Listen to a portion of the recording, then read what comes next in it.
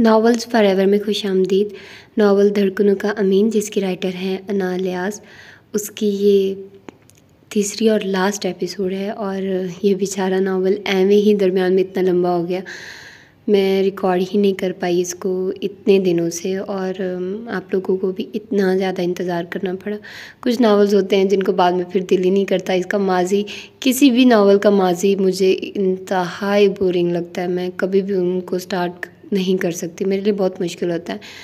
तो इसीलिए हो सकता है कि मेरा दिल ही नहीं किया इस को स्टार्ट करने का, क्योंकि इसका माजी था, तो ये भी एक वजह हो सकती है। लेकिन खैर मैं मसरूफ़ भी बहुत ज़्यादा थी, तो इसलिए भी मैं रिकॉर्ड नहीं कर पाई। तो अब देर नहीं करते हैं और अब इसको स्टार्ट करते हैं। नवाज़ इस बार घर आया तो बाप को बेहद परेशान देखा। बज़ाहिर सबसे बातें करते, वो अपनी जहनी कश्मकश को खुद से छुपा रहा था, मगर नवाज़ बेहद सीरत निगाह रखता था।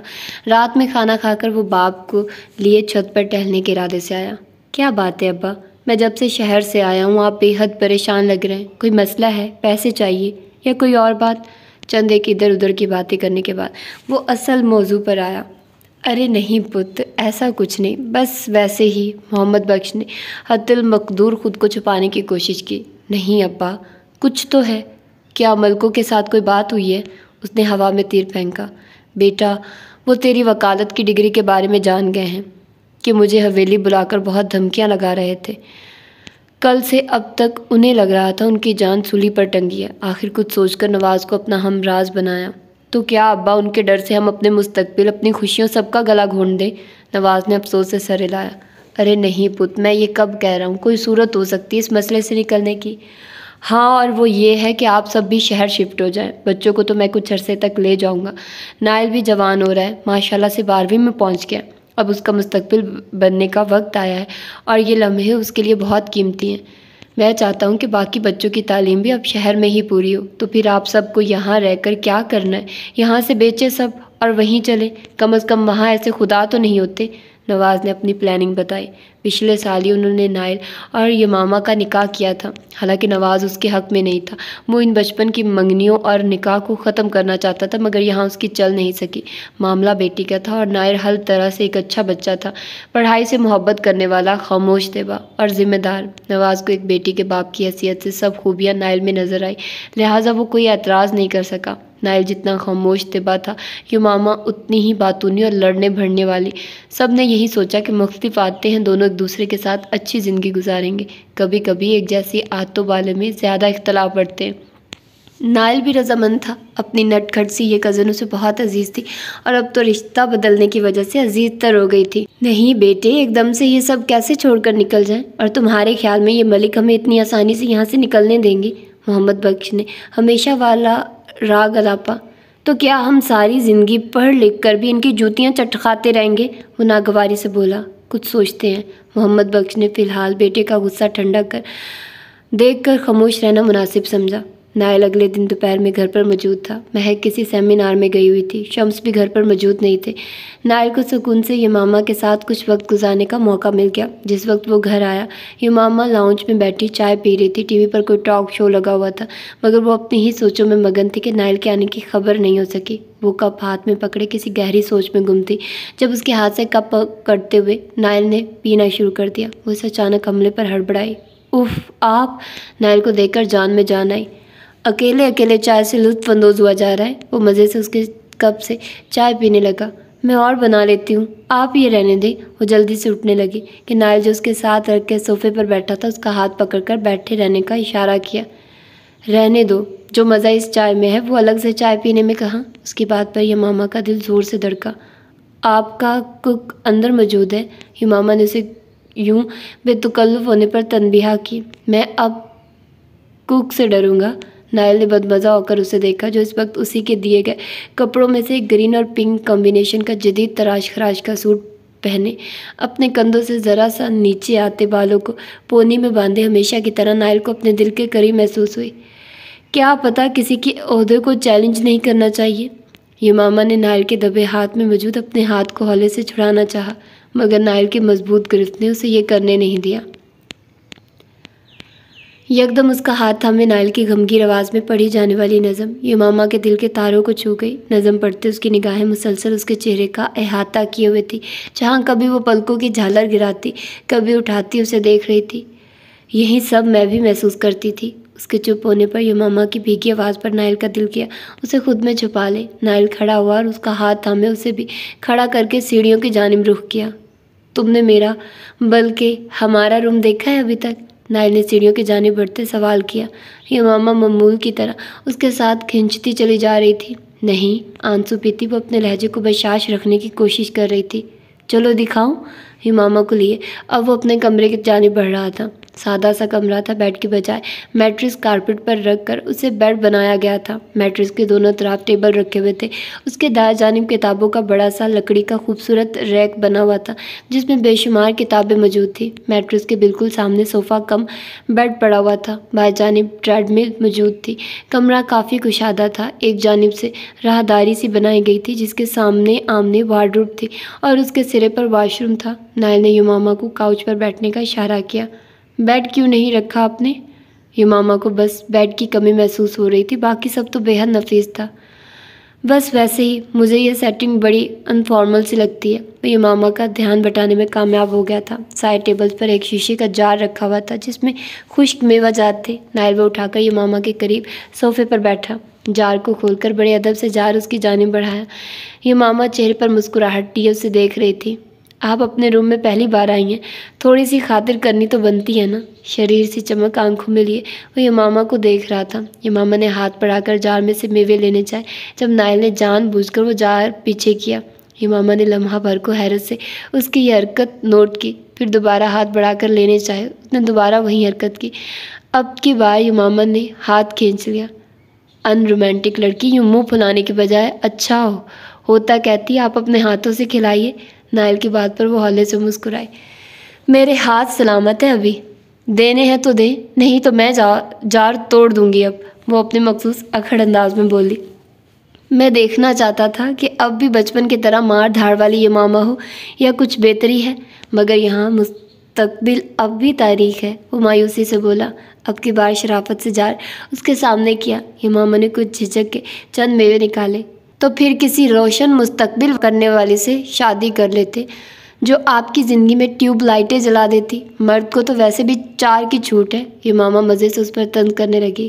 काश, मगर वो क्या है कि मुझे इस अंधेर नगरी में ही ज़िंदगी गुजारनी थी। नाइल मुसलसल उसे चिढ़ा रहा था। आपको मेरे बारे में कैसे पता चला कि मैं ज़िंदा हूँ? यमामा ने फिर से वही सवाल किया। नाइल भी अब की बार संजीदगी से उसे बताने ही वाला था कि दरवाजे पर दस्तक हुई। कम इन। नाइल जो यमामा के करीब बैठा था उठकर अपने मैट्रेस पर आ गया। दरवाज़ा खोलकर महक अंदर आई। अस्सलाम वालेकुम मम्मी। नाइल एकदम उनकी जानिब बढ़ा। उन्होंने हाथ लगाकर माथे पर प्यार किया। कब आए? वो यमामा के पास बैठते वो पूछने लगी। बस कुछ देर पहले। किंजा को अपनी बुक्स दिखाने लाया था। नाइल ने फ़ौरन यमामा की मौजूदगी की वजाहत दी। महक ने बड़े मायने खेज अंदाज में यमामा को देखा। बहुत अच्छी बात है, अपनी लाइब्रेरी भी दिखाओ ना, महक खुशी से बोली। नाइल का यूँ यमामा को अहमियत देना उन्हें बहुत अच्छा लगा। उन्हें लगा शायद अब उनका बेटा अपनी मरी हुई मनकोहा की यादों से निकलकर ज़िंदगी को किसी और के साथ गुजारने की ख्वाहिश करे। वो तो कब से चाहती थी कि नाइल अपनी नई ज़िंदगी जल्द शुरू करे, मगर वो था कि उस जानिब आता ही नहीं था। महक को पहले भी महसूस हुआ था कि जैसे नाइल की आंखों में किंजा के लिए पसंदीदगी हो, मगर इस लम्हे उन्हें लगा उनका शक यकीन में बदल गया। वो बेहद मुतमईन और खुश हुई। फ़रहान अगले दिन उस लड़की के बताए हुए पते पर मौजूद था। उस लड़की ने अपना नाम समी बताया था। फ़रहान को उसने एक रेस्टोरेंट में आने का कहा था। फ़रहान मुकर्ररा वक्त पर वहाँ पहुँच चुका था। कुछ देर बाद सिमी भी उसे आती हुई दिखाई दी। टेबल की जानिब आई। फ़रहान अपनी कुर्सी से खड़ा हुआ। कैसी हैं? सलाम दुआ के बाद हाल चाल पूछा। जी मैं ठीक हूँ। वो मोहतात नज़रों से इधर उधर देखती बैठ के। फ़रहान उसका एक एक अंदाज नोट कर रहा था। क्या लेंगी? फ़रहान ने हक के मेज़बानी निभाया। बस कॉफ़ी, वो भी मुख्तसर बोली। फ़रहान ने वेटर को आवाज़ देकर 2 कप कॉफ़ी का कहा। जी तो बताइए।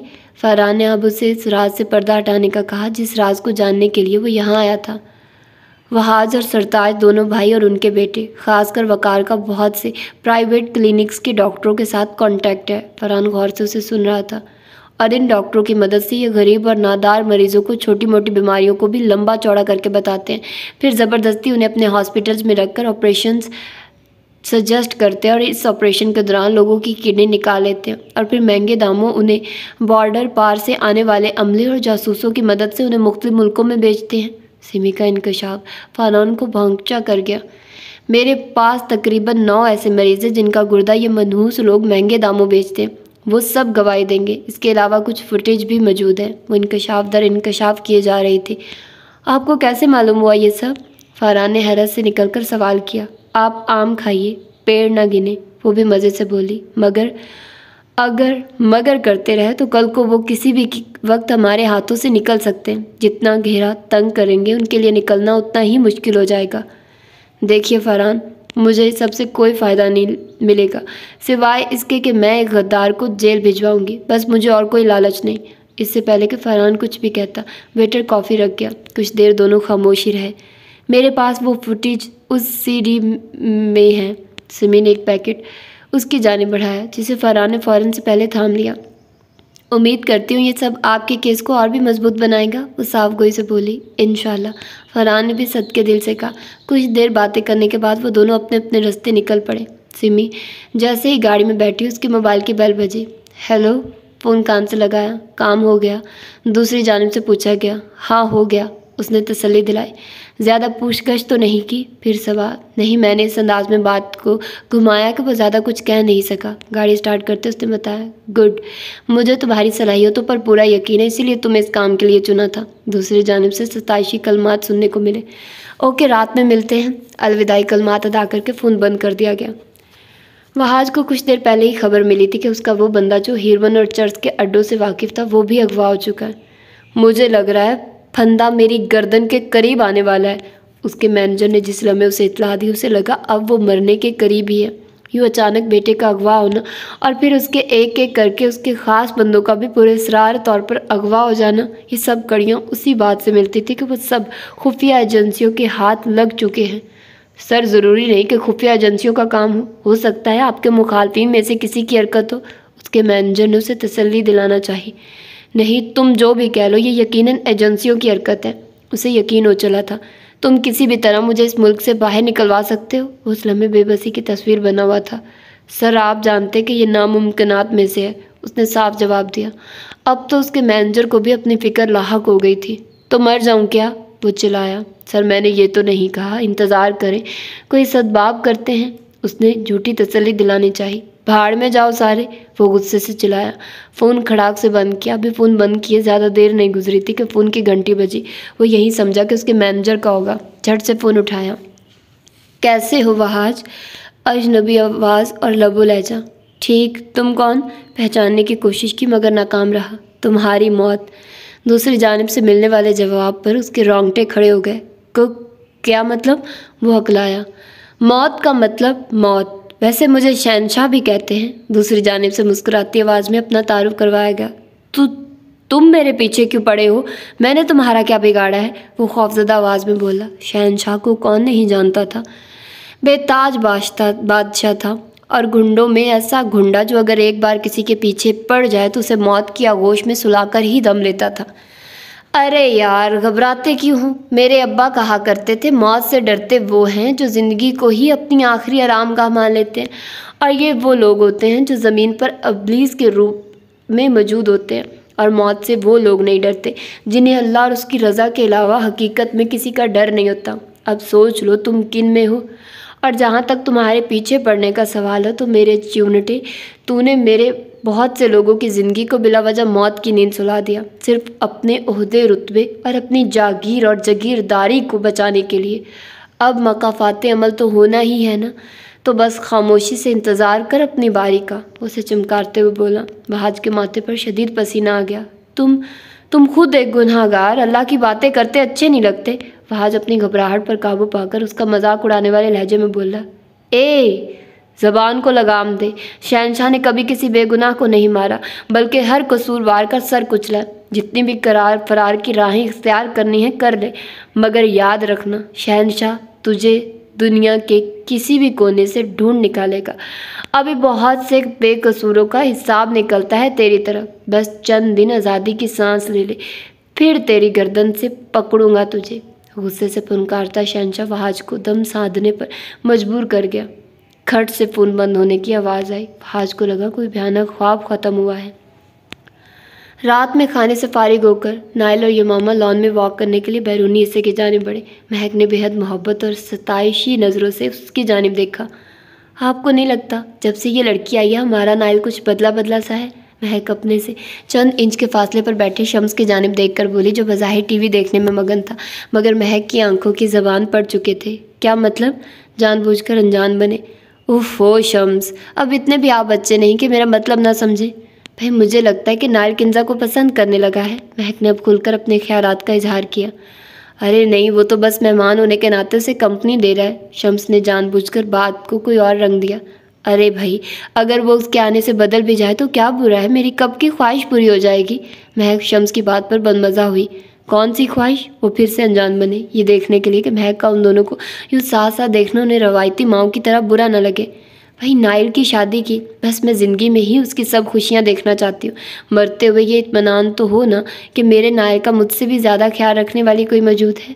उनके लहजे से नाइल के लिए ममता और मोहब्बत ही मोहब्बत टपक रही थी। इंशाल्लाह हम जल्द ही वो दिन देखेंगे। अल्लाह की ज़ात से मायूस नहीं होना चाहिए, वो बेहतर से बेहतरीन की जानिब ही लेकर जाता है। शम्स ने उन्हें तसल्ली दिलाई। इंशाल्लाह। महक ने सदके दिल से नाइल की खुशियों की दुआ की। आंटी क्या सोच रही होंगी मेरे बारे में? नाइल ने जिस लम्हे उसे खाने की मेज़ से उठकर बाहर वॉक पर चलने की पेशकश की और फिर जिस तरह महक ने उसे देखा, यमामा को बहुत शर्मिंदगी सी हुई।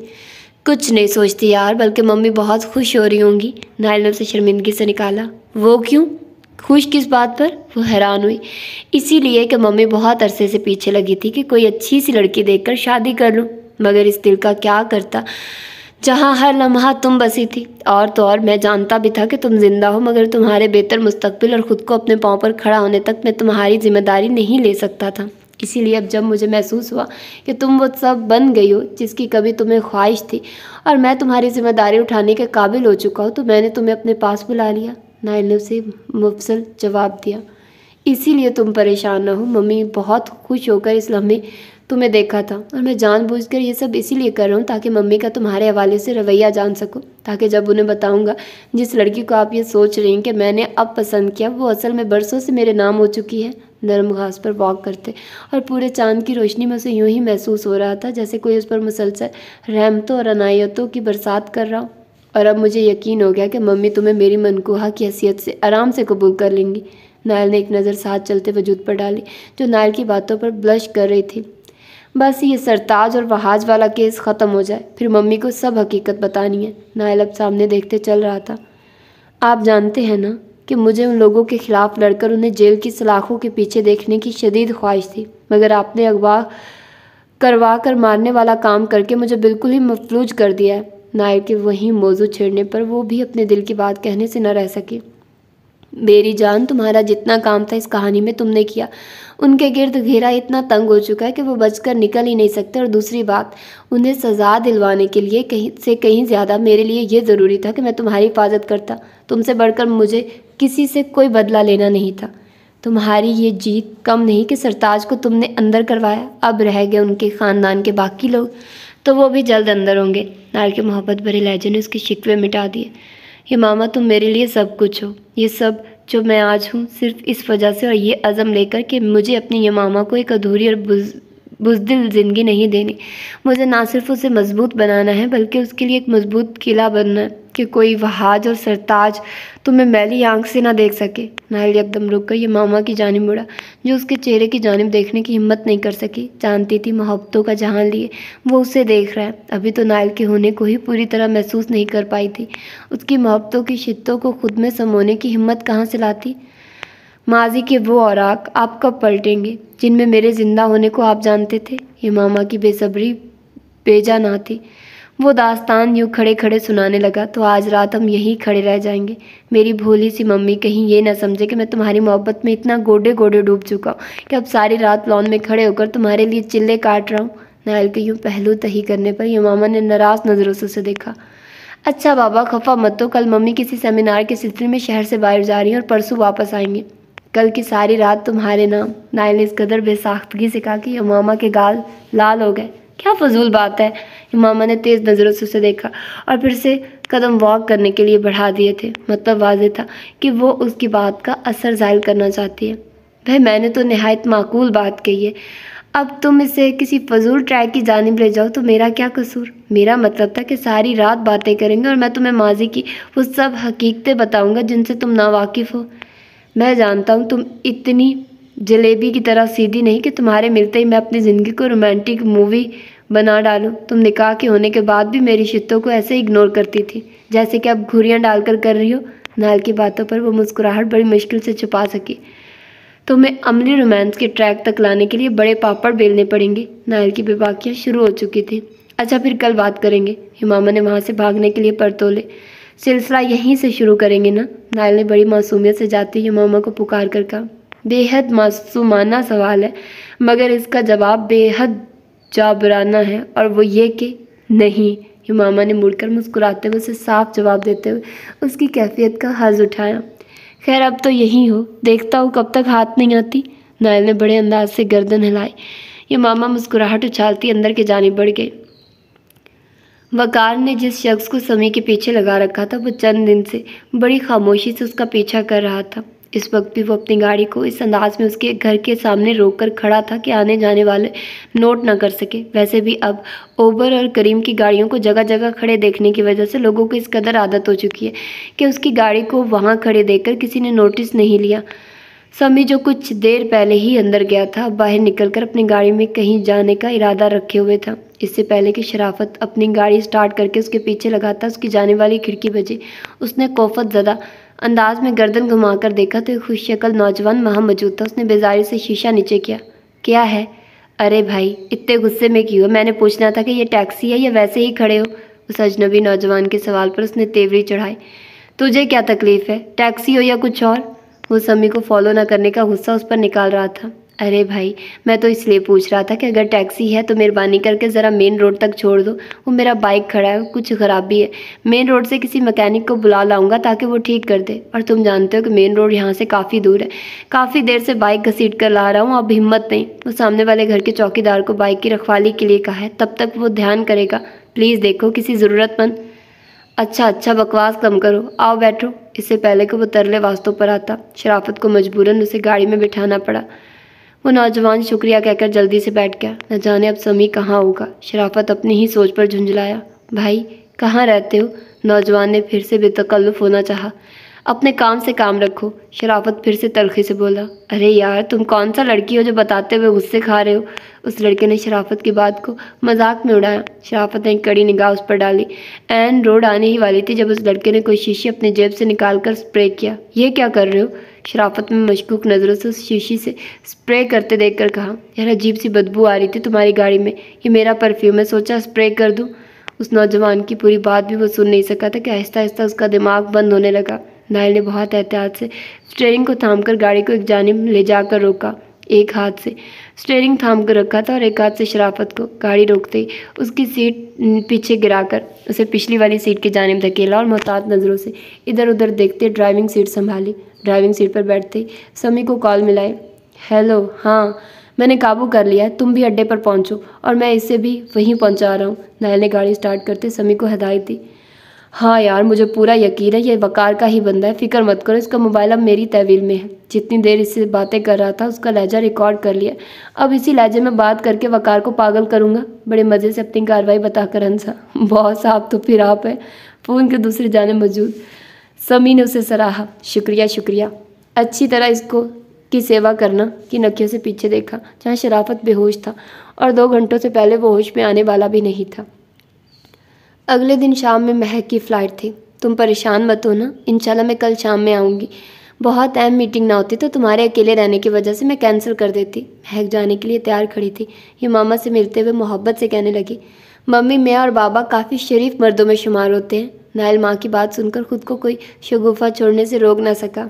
जी बिल्कुल, तुम्हें तो वापस आकर बताऊंगी। उन्होंने जिस्मानी खेजी से पहले नायल और फिर यमामा को देखा। वो यमामा को काफ़ी कंफ्यूज कर गया। चलें बेगम अब, शम्स ने शरारती मुस्कुराहट छुपाते हुए गला खनखार कर कहा। आपको पानी तो नहीं चाहिए? नायल ने शम्स को घूरी डालते हुए कहा। नहीं बेटा जी, तुम्हें जल्द ही इसकी काफ़ी ज़रूरत महसूस होगी, लिहाजा अभी खातिर जमा रखो। शम्स भी ज़ोमानी अंदाज अपनाते हुए बोले।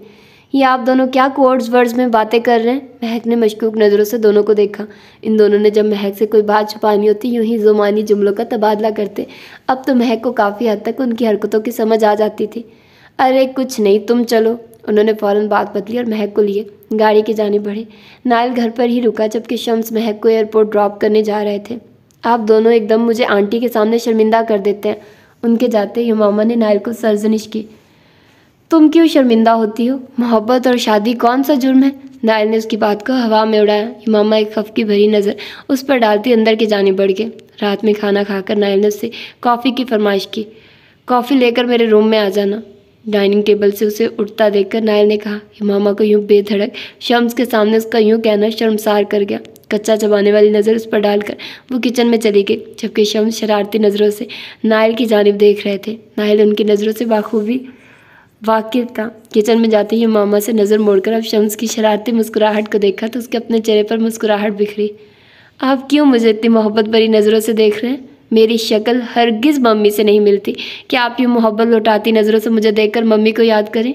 वो भी नायल था, कहाँ किसी के हाथ आता था। बड़े फास्ट चल रहे हो। मेरी इत्तला के मुताबिक हमने अभी ये मामा की रुखसती नहीं की जो ये फरमाइशी प्रोग्राम चल रहे हैं।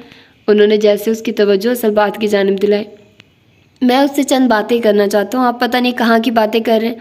और जिस कदर वो जंगजू है, अगर मैं कोई रोमांटिक बात करना भी चाहूँ तो वो मुझे घुरियाँ डाल डाल कर ऐसे रोमांटिक बातें बुलाती है जैसे कोई सबक याद करने पर बच्चा अपने खड़ूस उस्ताद को सुनाते वक्त सब भूल जाए।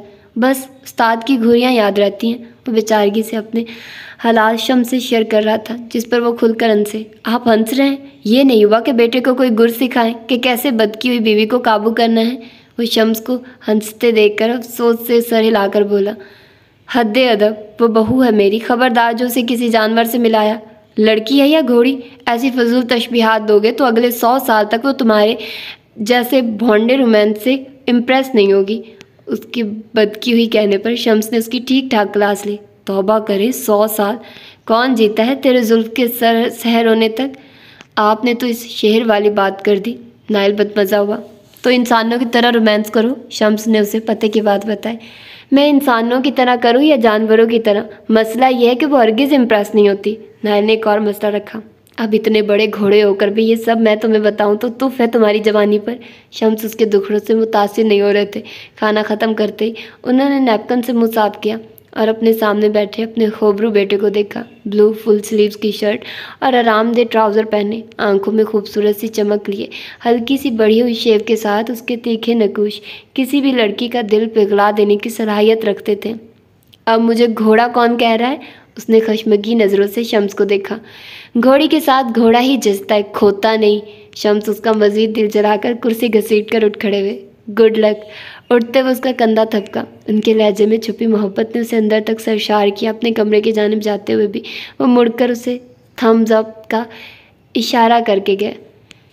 कुछ देर बाद मामा काफ़ी के 2 मग ट्रे में सजाए किचन से बाहर आई। नायल वहाँ मौजूद नहीं था, मुलाजिम खाने के बर्तन उठा रहा था। मामा खामोशी से सीढ़ियों की जानिब बढ़ी। सीढ़ियाँ चढ़कर नायल के कमरे की जानिब आई। एक हाथ में ट्रे थाम कर हौले से नॉक किया। कमिन की आवाज़ पर दरवाज़ा धकेल कर अंदर दाखिल हुए। नायल अपने फर्शी बेड पर नेमदराज कोई किताब पढ़ने में मगन था। इधर ही आ जाओ। मामा को तजब्जुब के आलम में खड़े देखकर कहा। सीधा उठकर बैठा।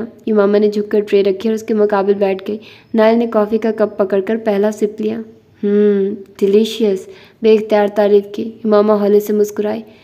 जिस रात मैं शहनशाह के रूप में तुम्हारे फ्लैट में आया था तब भी तुम कॉफ़ी बना रही थी। बहुत दिल किया था तुम्हारे हाथ की बनी कॉफ़ी पीने को, मगर तुम्हारे तेवर कहते थे कि ये कॉफ़ी पिलाने के बजाय गरम गरम कॉफ़ी तुम पर अंडेल देगी। नायल मज़े से उस रात की हकायत शेयर कर रहा था। उस रात वो लाइट आपने बंद की थी? मामा ने भी सवाल किया। हाँ ना, नायल ने भी मज़े से एतराफ़ किया। और उस रात मेरा दिल किया था धाड़े मार मार कर रोने का कि मुझ पर दिल आया भी तो एक गुंडे और दहशतगर्द का। मामा की बात पर वो बेख्तियार कहका लगा उठा। तुम्हारी ये साफ गोई हुई मुझे हमेशा से पसंद है। जो भी है दिल में नहीं रखना, मुंह पर कह देना है। नायल ने खुलकर उसकी तारीफ़ की। उसकी नरम गरम निगाहों को वो खुद पर महसूस कर रही थी। नज़रें अपने कप पर ही मरकूज़ रखें। अब सिलसिला वहीं से जोड़ूं या फिर? नायल की शरारत भरी आवाज़ पर ये मामा ने खफ की भरी निगाह उस पर डाली। जी नहीं, शराफत से मुझे वो सब बताइए। ये मामा ने कड़े तेवरों से उसकी जानिब देखा, जो कप ट्रे में रखे दोनों हाथों की मुट्ठियाँ आपस में उलझाए, होंठों पर रखे शोक निगाहें उसके कतराए हुए चेहरे पर टिकाए उसे देखने में महव था। अगर अब आप ऐसे करेंगे तो मैं चली जाऊंगी। उसने गोया उसे धमकी देनी चाहिए। Okay madam. नायल ने सर दाह भरी और माजी के औराक पढ़ने शुरू किए। माजी। उन दिनों नवाज नायल को अपने साथ शहर ले जा चुके थे। मलकों की जानिब से मुसलसल मोहम्मद बख्श को धमकियां मिल रही थी कि अगर बेटे को ना रोका तो उसके पूरे ख़ानदान को बर्बाद कर देंगे। 2 दिन से मुसलसल उसे घर से फ़ोन आ रहे थे। नायल को लिए वो कुछ दिनों के लिए घर आया तो मालूम हुआ है कि एक क़यामत आकर गुजरी है। मोहम्मद बख्श की बेटी को मलकों ने अगवा उठा लिया था और गम ये था कि कोई पूछने वाला भी ना था। घर पहुंचे तो मातम की सूरत-ए-हाल थी। तुझे 2 दिन से फ़ोन कर रहे थे कि वो हमारे गिर्द घेरा तंग कर रहा है, कुछ कर। नवाज सर झुकाए बाप के करीब बैठा था। सब बड़े और बच्चे इस वक्त गमज़दा से वहाँ बैठे थे। ये कौन सी अंधेर नगरी है जहाँ ये सब होता है? मैं खुद मलकों की तरफ जाऊँगा, चलें आप मेरे साथ। बाप के झुके कंधे देखकर उसके दिल पर छुरियाँ चल रही थी। अभी तो हमारी बेटी को सिर्फ अगवा किया है, उसका तावान तेरी डिग्री छोड़ना है। मोहम्मद बख्श अपने कंधे पर पड़े रुमाल को मुंह पर रखकर फपक कर रो पड़ा। आप चले मेरे साथ, बहन की इज्जत से बढ़कर कुछ नहीं है। वो बाप को उठाते हुए हवेली की जानिब चल पड़ा।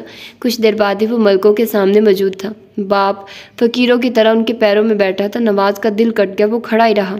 मैं अपनी डिग्री छोड़ने का वादा करता हूँ, मेरी बहन को छोड़ दो। नज़रें नीची की उसने बड़ी मुश्किल से ये अल्फाज अदा किए। फहाद सामने कुर्सी पर बड़े तराक से बैठा मूंछों को ताव दे रहा था। टांग पर टांग रखे गुस्से से उसके चेहरे को देख रहा था, जहाँ गुलामों वाले कोई आसार नहीं थे।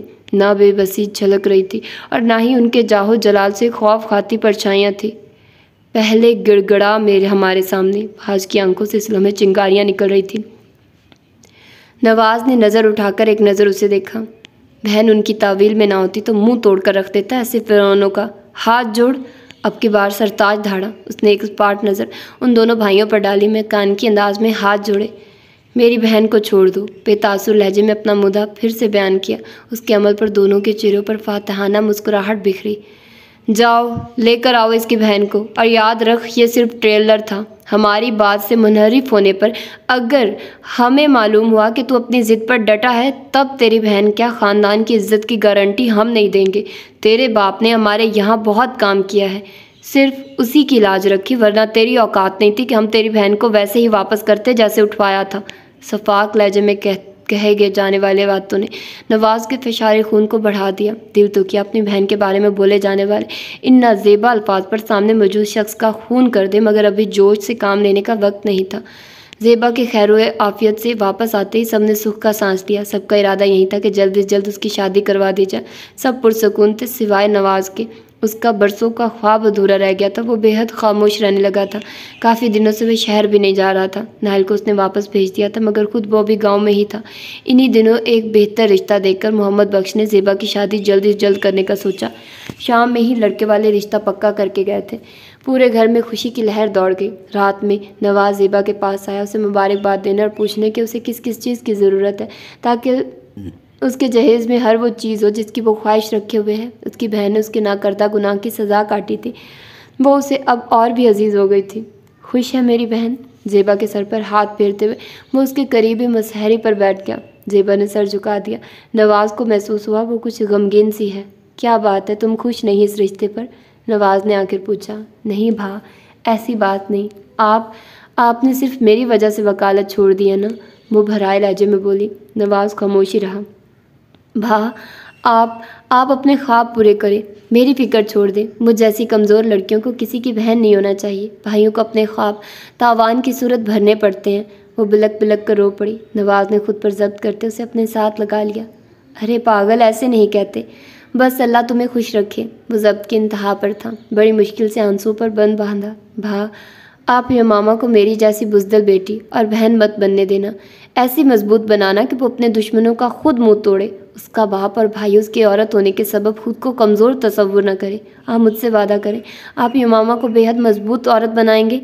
वो रोते हुए भाई से वादा ले रही थी। नवाज ने सर इस बात में हिलाकर न सिर्फ वादा लिया बल्कि दिल ही दिल में चंद फैसले भी किए। अगले दिन ही वो शहर में मौजूद था। एनजीओ की बिल्डिंग में दाखिल होने से पहले एक गहरा सांस लेकर सोचा कि क्या मैं ठीक कर रहा हूँ। दिल ने हाँ में हाँ मिलाई। अगला कदम एनजीओ की बिल्डिंग के अंदर रखा। मैं मनीला से मिल सकता हूँ? रिसेप्शन पर मौजूद औरत से वो मुखातिब हुआ। जी, मगर किस सिलसिले में? उस लड़की ने अपने पेशे का तकाजा निभाया। एक केस के सिलसिले में। मेरे पास अपॉइंटमेंट तो नहीं है मगर मुझे ज़रूरी उनसे मिलना है।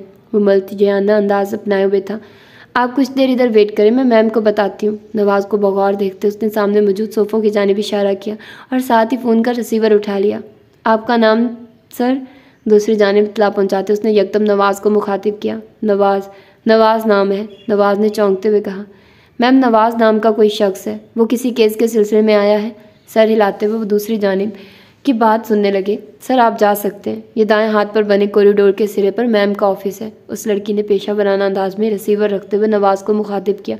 वो शुक्रिया कहकर उसके बताए रास्ते की जानिब चल पड़ा। चंद ही मिनट के बाद वो अनीला के सामने था। आइए प्लीज़ बैठिए। वो औरत चेहरे पर मसनूही मुस्कुराहट सजाए उसे अपने ऑफिस के दरवाजे पर खड़े देखकर बोली। वो शुक्रिया कहकर कुर्सी घसीट कर बैठ गया। जी नवाज, मैं क्या आपकी मदद कर सकती हूँ? उसके पूछते नवाज वहाज और सरताज की हर बात से आगाह करता गया। मैं अपने साथ होने वाली नाइंसाफ़ी तो बर्दाश्त कर सकता हूँ मगर ये नाइंसाफ़ी सिर्फ मेरे साथ नहीं, मेरी आने वाली नस्लों के साथ है। और जब मैं मरूंगा तो क्या मुंह लेकर मरूंगा कि मैंने सिर्फ अपनी बका की कोशिशें की, मैंने अपनी नस्लों का कुछ नहीं सोचा। मैं फिलवक्त वकालत छोड़ चुका हूँ मगर मैं इन दरिंदों को यूं ही नहीं छोड़ सकता। जानवर से लोग फिर भी महफूज रहते क्योंकि वो अपनी भूख मिटते ही शिकार नहीं खिलता, मगर ये वो दरिंदे हैं जिनकी भूख कभी ख़त्म नहीं होती। मैं वकालत जारी रखकर उन्हें बहुत से केसेस में मुलव्वस कर सकता हूँ मगर वो मुझे ये सब करने नहीं देंगे। आज मेरी बहन को उठवाया था, कल को मेरी नस्ल पर भी हाथ डाल सकते हैं। मैं उनके इस अंदाज में हाथ तोड़ना चाहता हूँ कि सांप भी मर जाए और लाठी भी ना टूटे। नवाज ने एक एक हकीकत से पर्दा उठाया। अनीला दम साधे उसकी हर बात सुन रही थी। मैं आपके हौसले की दाद देती हूँ और यकीन करें हम ऐसे लोगों की जी जान से मदद करते हैं जो यहाँ के फरसूदा निज़ाम को मिटाने में हमारी मदद करने को तैयार हो। वो सताइशी अंदाज में बोली। मैं और मेरी एनजीओ हर मुमकिन कोशिश करेगी कि जैसा आप चाहते हैं वैसा ही हो। अनीला ने उसे बेहद तसल्ली बख्श जवाब दिया। नवाज हौले से मुस्कुराया। बस हमें चंद गवाहों की ज़रूरत होगी और फिर हम उन पर घेरा तंग करेंगे। अब सबूत आपने मुहैया करने हैं। वो उससे अगला लहअमल तय करने लगी। नवाज काफ़ी हद तक मुतमईन हुआ। वो जान गया कि किसी तगड़ी सिफारिश के बिना वो वहाज और सरताज को पकड़ नहीं सकता। जिस लम्हे वो वहाँ से उठा उसे काफ़ी हद तक यकीन हो चुका था कि उसे इंसाफ ज़रूर मिलेगा।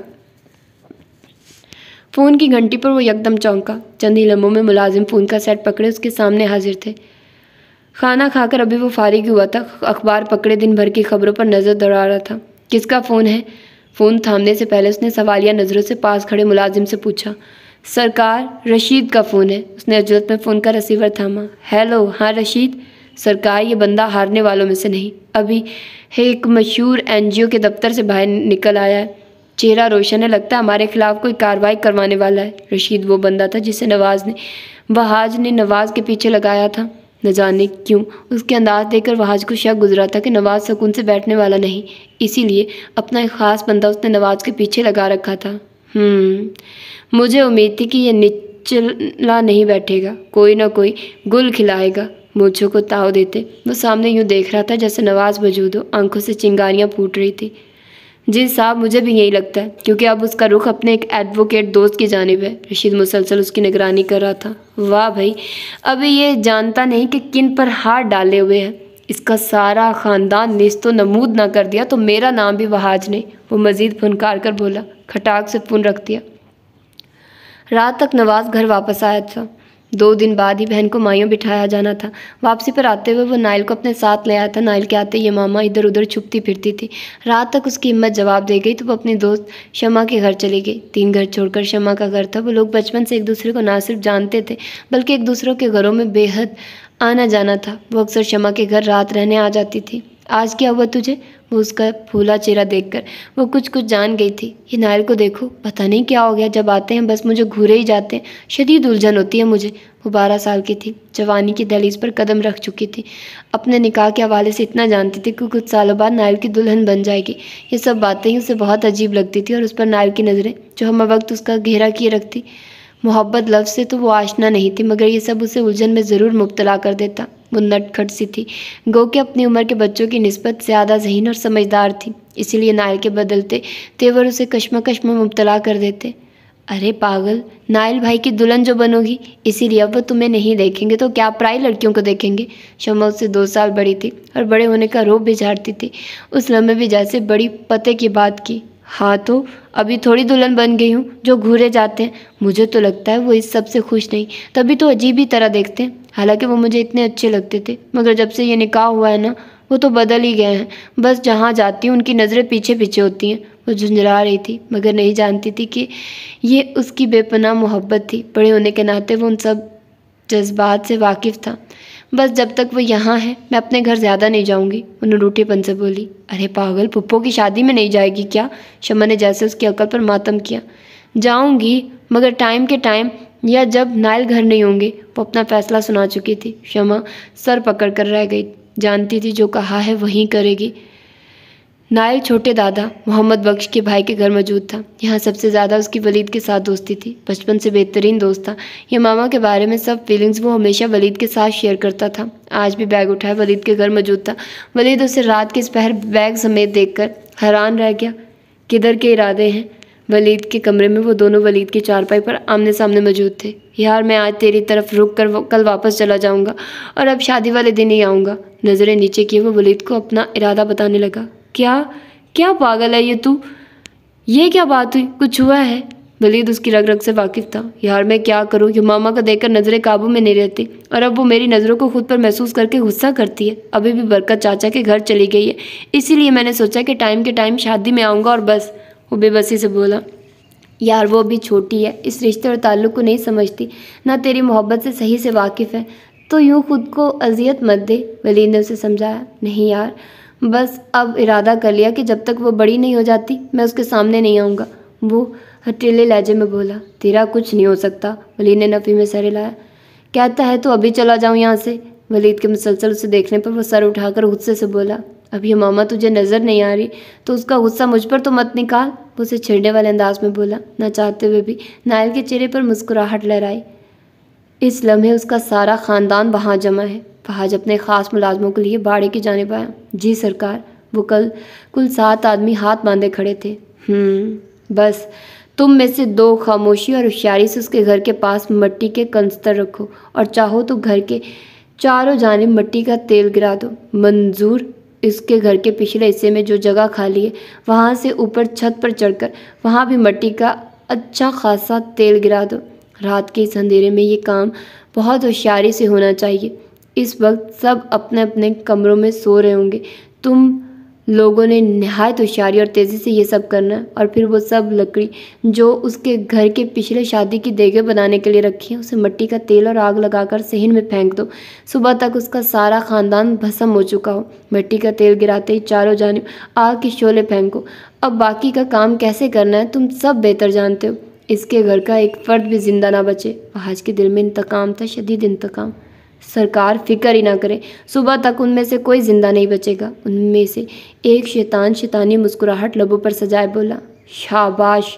फहाज के होंठों पर भी शैतानी मुस्कुराहट थी। और फिर सुबह तक वो सारा घर राख का ढेर बन चुका था। जलने वालों की चीखें गूंजे, मगर कोई उन्हें बचाने ना आ सका। बरकत ने यह मामा को छुपा लिया था। वो जान गया था ऐसी आगे गांव में तभी भड़कती है जब कोई मलकों की नाफरमानी करता है। और वो ये भी जान गया था उनमें से कोई नहीं जानता कि उस ख़ानदान का एक चिराग रात में उसके घर आया था। मलिक उसी गुमान में रहे कि उनके घर के तमाम लोग जलकर मर चुके हैं। ये मामा भी इस बात से वाकिफ़ नहीं थी कि जिस वक्त वो शमा के घर गई कुछ देर बाद नायल भी वहाँ से चला गया था। वो यही समझी थी कि बाकी सब की तरह नायल भी शायद मर चुका है। वो गम से निढाल थी। और फिर वहीं से छुपा कर बरकत ने यमामा को शहर में एक यतीम खाने भेज दिया। वो जानता था कि अगर यमामा उसके पास रही तो जल्दी मलिक को मालूम हो जाएगा। वो कितने दिन उसे अपने घर में छुपा सकता था। गाँव में किसी एक को भी भिनक न पड़ जाती तो वो मलकों को बताने में देर न करते। इसीलिए मजबूरन बरकत को उसे यतीम खाने भेजना पड़ा और वहाँ के मालकान को फ़कत इतना बताया कि ख़ानदानी झगड़े के बुनियाद पर वो यतीम हो गई है और अब उसकी भी जान खतरे में है। लिहाजा यमामा की शनाख्त वो ना लिखी जाए जो कि असल में है। लिहाजा यमामा के बाप के बारे में यतीम खाने वालों ने कोई रिकॉर्ड नहीं रखा था। मैं जानता था कि तुम बरकत चाचा के घर गई थी, इसीलिए मुझ जैसे ही इस वाक़े के बाद कुछ होश आया तो मैंने तुम तक रसाई हासिल करनी चाहिए। मगर वलीद लोग भी नहीं चाहते थे कि मेरा ज़िंदा रहने के बारे में गांव में किसी को कुछ मालूम हो। लिहाजा मैंने अपना हुलिया बदलकर तुम्हारा बरकत चाचा के घर तक पीछा किया। जिस दिन मैं मुसलसल वहाँ आता रहा शमा के भाई का दोस्त बनकर, और फिर एक दिन काले बुरके में बरकत चाचा तुम्हें लेकर शहर की जानिब गए। मैंने उस यतीम खाने तक तुम दोनों का पीछा किया और फिर मुझे तसल्ली हो गई कि मेरी यमामा अब एक महफूज जगह पर है। मगर मैं उन तमाम सालों में छुपकर तुम्हारी निगरानी करता रहा हूँ। बहुत से सबूत जो कि बहादुर सरताज के लिए तुम्हें चाहिए थे वो मैंने ही तुम्हें मुहैया किए हैं, कभी गुमनाम कॉल्स करके और कभी तुम्हारे ऑफिस की किसी न किसी जगह पर कोई सीढ़ी कोई रिकॉर्ड रखकर और कभी अपना कोई बंदा तुम तक भेजकर। जिस तरह तुम उन्हें तख्ता-ए-दार पर पहुंचाने के लिए बेताब हो, उसी तरह मैं भी बेहद बेचैन हूँ और इंशाल्लाह हम ये सब जल्द ही देखेंगे। यमामा के आंसू साफ करके वो मजबूत लहजे में बोला, अब भी रातों को अक्सर आग के शोले मेरे ख्वाब में आते हैं, अपने प्यारों की चीखें सुनाई देती हैं। सालों बाद कोई गमगुसार मिला था, यमामा का रोना और दिल हल्का करना तो बनता था। बस मेरी जान, हमारे सब दुश्मन अपने भयानक अंजाम को पहुंचेंगे। मेरे सामने अगर तुम ना होती तो मैं कब का अपना जहनी तवाज़ुन खो बैठता। मुझे तुम्हारे लिए जीना था। नाइल उसे साथ लगाते तसल्ली अमेज़ लहजे में बोला, प्लीज़ यूँ रो कर खुद को अलकान मत करो। मेरा तुमसे वादा है उन्हें उनके अंजाम तक पहुंचाते मुझे अपनी जान की बाजी भी लगाना पड़ी तो लगा दूंगा। नाइल की बात पर यमामा को लगा उसका दिल किसी ने मुट्ठी में ले लिया हो। ऐसी बात तो मत करें, ऐसा लगता है कि उम्र गुजर गई आपके इंतज़ार में। अब जब मिले हैं तो जुदाई की बातें कर रहे हैं। मैं मर जाऊंगी आपके बगैर। प्लीज़ नाइल ये सब मत कहें। वो हकीकत में कांप उठी थी।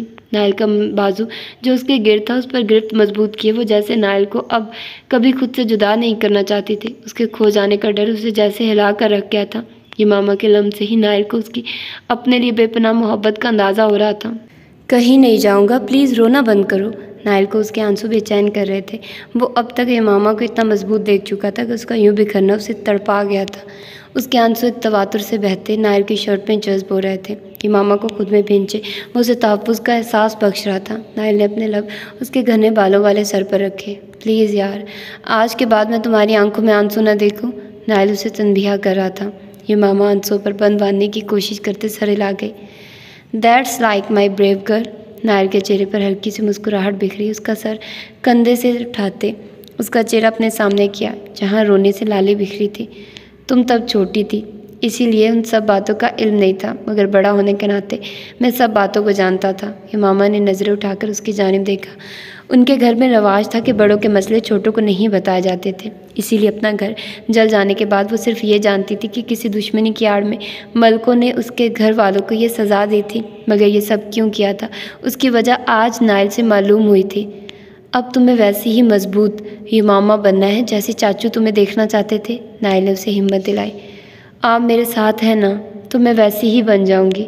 बस इस सब तकलीफ़ को बर्दाश्त करने में कुछ वक्त लगेगा कि मेरे बाबा के ख्वाबों की ऐसी भयानक सज़ा उन्हें मिली जो कि पूरे भी ना हो सके। फिर से आंसू उसकी आंखों में जमा होने लगे। नहीं यमामा, उनके ख्वाब पूरे हुए तुम्हारी सूरत में।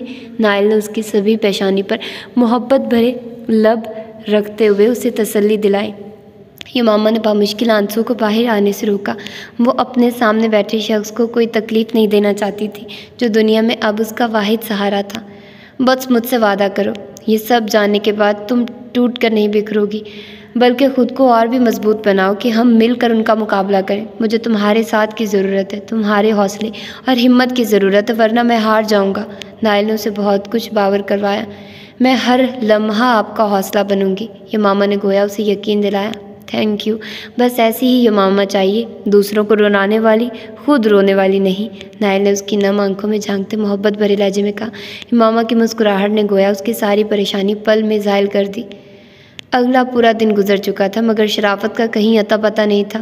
वकार सारा दिन चकराता फिरा था। अपने बंदे तक उसके घर दौड़ा दिए, उसकी गाड़ी का भी पता क्या, मगर वो गाड़ी समेत ऐसा गायब हुआ था कि वकार की सोचने समझने की सलाहियतों को भी अपने साथ ले उड़ा था। इस वक्त वो फ़ोन पर अपने मतहत पर बरस रहा था। आखिर उसे ज़मीन खा गई या आसमान निकल गया? कहाँ दफ़ा हो गया वो मनहूस? उसकी सिम भी न जाने कहाँ है, बंद पड़ी है कल से। वकार अपना गुस्सा उस शख्स पर निकाल रहा था जिसके फरिश्तों को भी शराफत का पता नहीं था।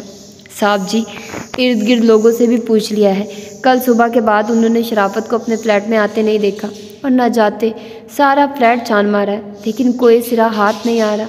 वो बेचारा अपनी सफाइयाँ देने में मसरूफ़ हो गया। ये सब क्या हो रहा है? मेरे गिर्द घेरा तंग होता जा रहा है। मैं किसी को नहीं छोड़ूंगा। सब मुझे एक एक करके छोड़ते जा रहे हो, मगर मैं हार नहीं मानूंगा, वो घरा कर बोला। फ़ोन बंद करके गुस्से में दीवार पर दे मारा। बालों में उंगलियां फंसाए वो बेड पर बैठ गया। चल चल कर अब तो दिमाग के साथ साथ पाँव भी शल हो रहे थे। किससे पूछे? कौन बता सकता है? ये तो उसे अंदाज़ा हो गया था कि जिस समी पर उसने भरोसा किया था वो कोई आम बंदा नहीं था। वकार को उसे पहचानने में गलती हो गई थी। वो यकीनन किसी एजेंसी का बंदा है, और कहीं उसी ने तो शराफत को। एकदम एक सिरा उसके हाथ आया, मगर वो समी को बेनकाब कैसे करे? कोई सबूत उसके हाथ में नहीं था। सोच सोच कर वो थक गया, मगर उसे लगा सब बेसूद हो रहा है। सिमी किचन में चाय बना रही थी जिस लम्हे उसके मोबाइल की बप बजी।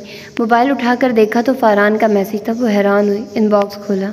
अस्सलाम वालेकुम, कैसी हैं आप? सिमी ने चल हमें मोबाइल को घूरा, फिर कुछ सोचकर टाइप किया। वालेकुम अस्सलाम, मैं ठीक हूँ, आप बताइए। जवाब टाइप करके मोबाइल एक जानिब रखा।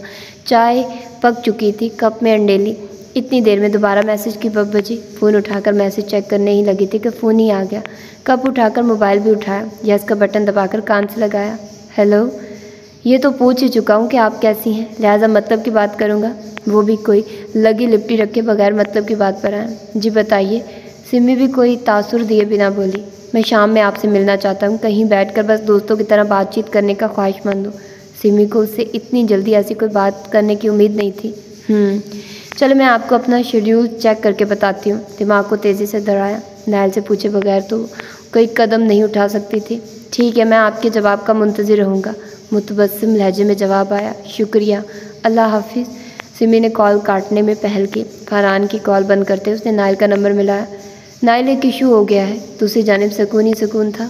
क्या? फरहान ने मुझे चाय पर इनवाइट किया है, सिमी ने तशवीश भरे अंदाज में कहा। दूसरी जानिब नायल ने बेसाख्ता कहका लगाया। सिमी को इस बेवजह के कहके की समझ न आई। इसमें हंसने की क्या बात है?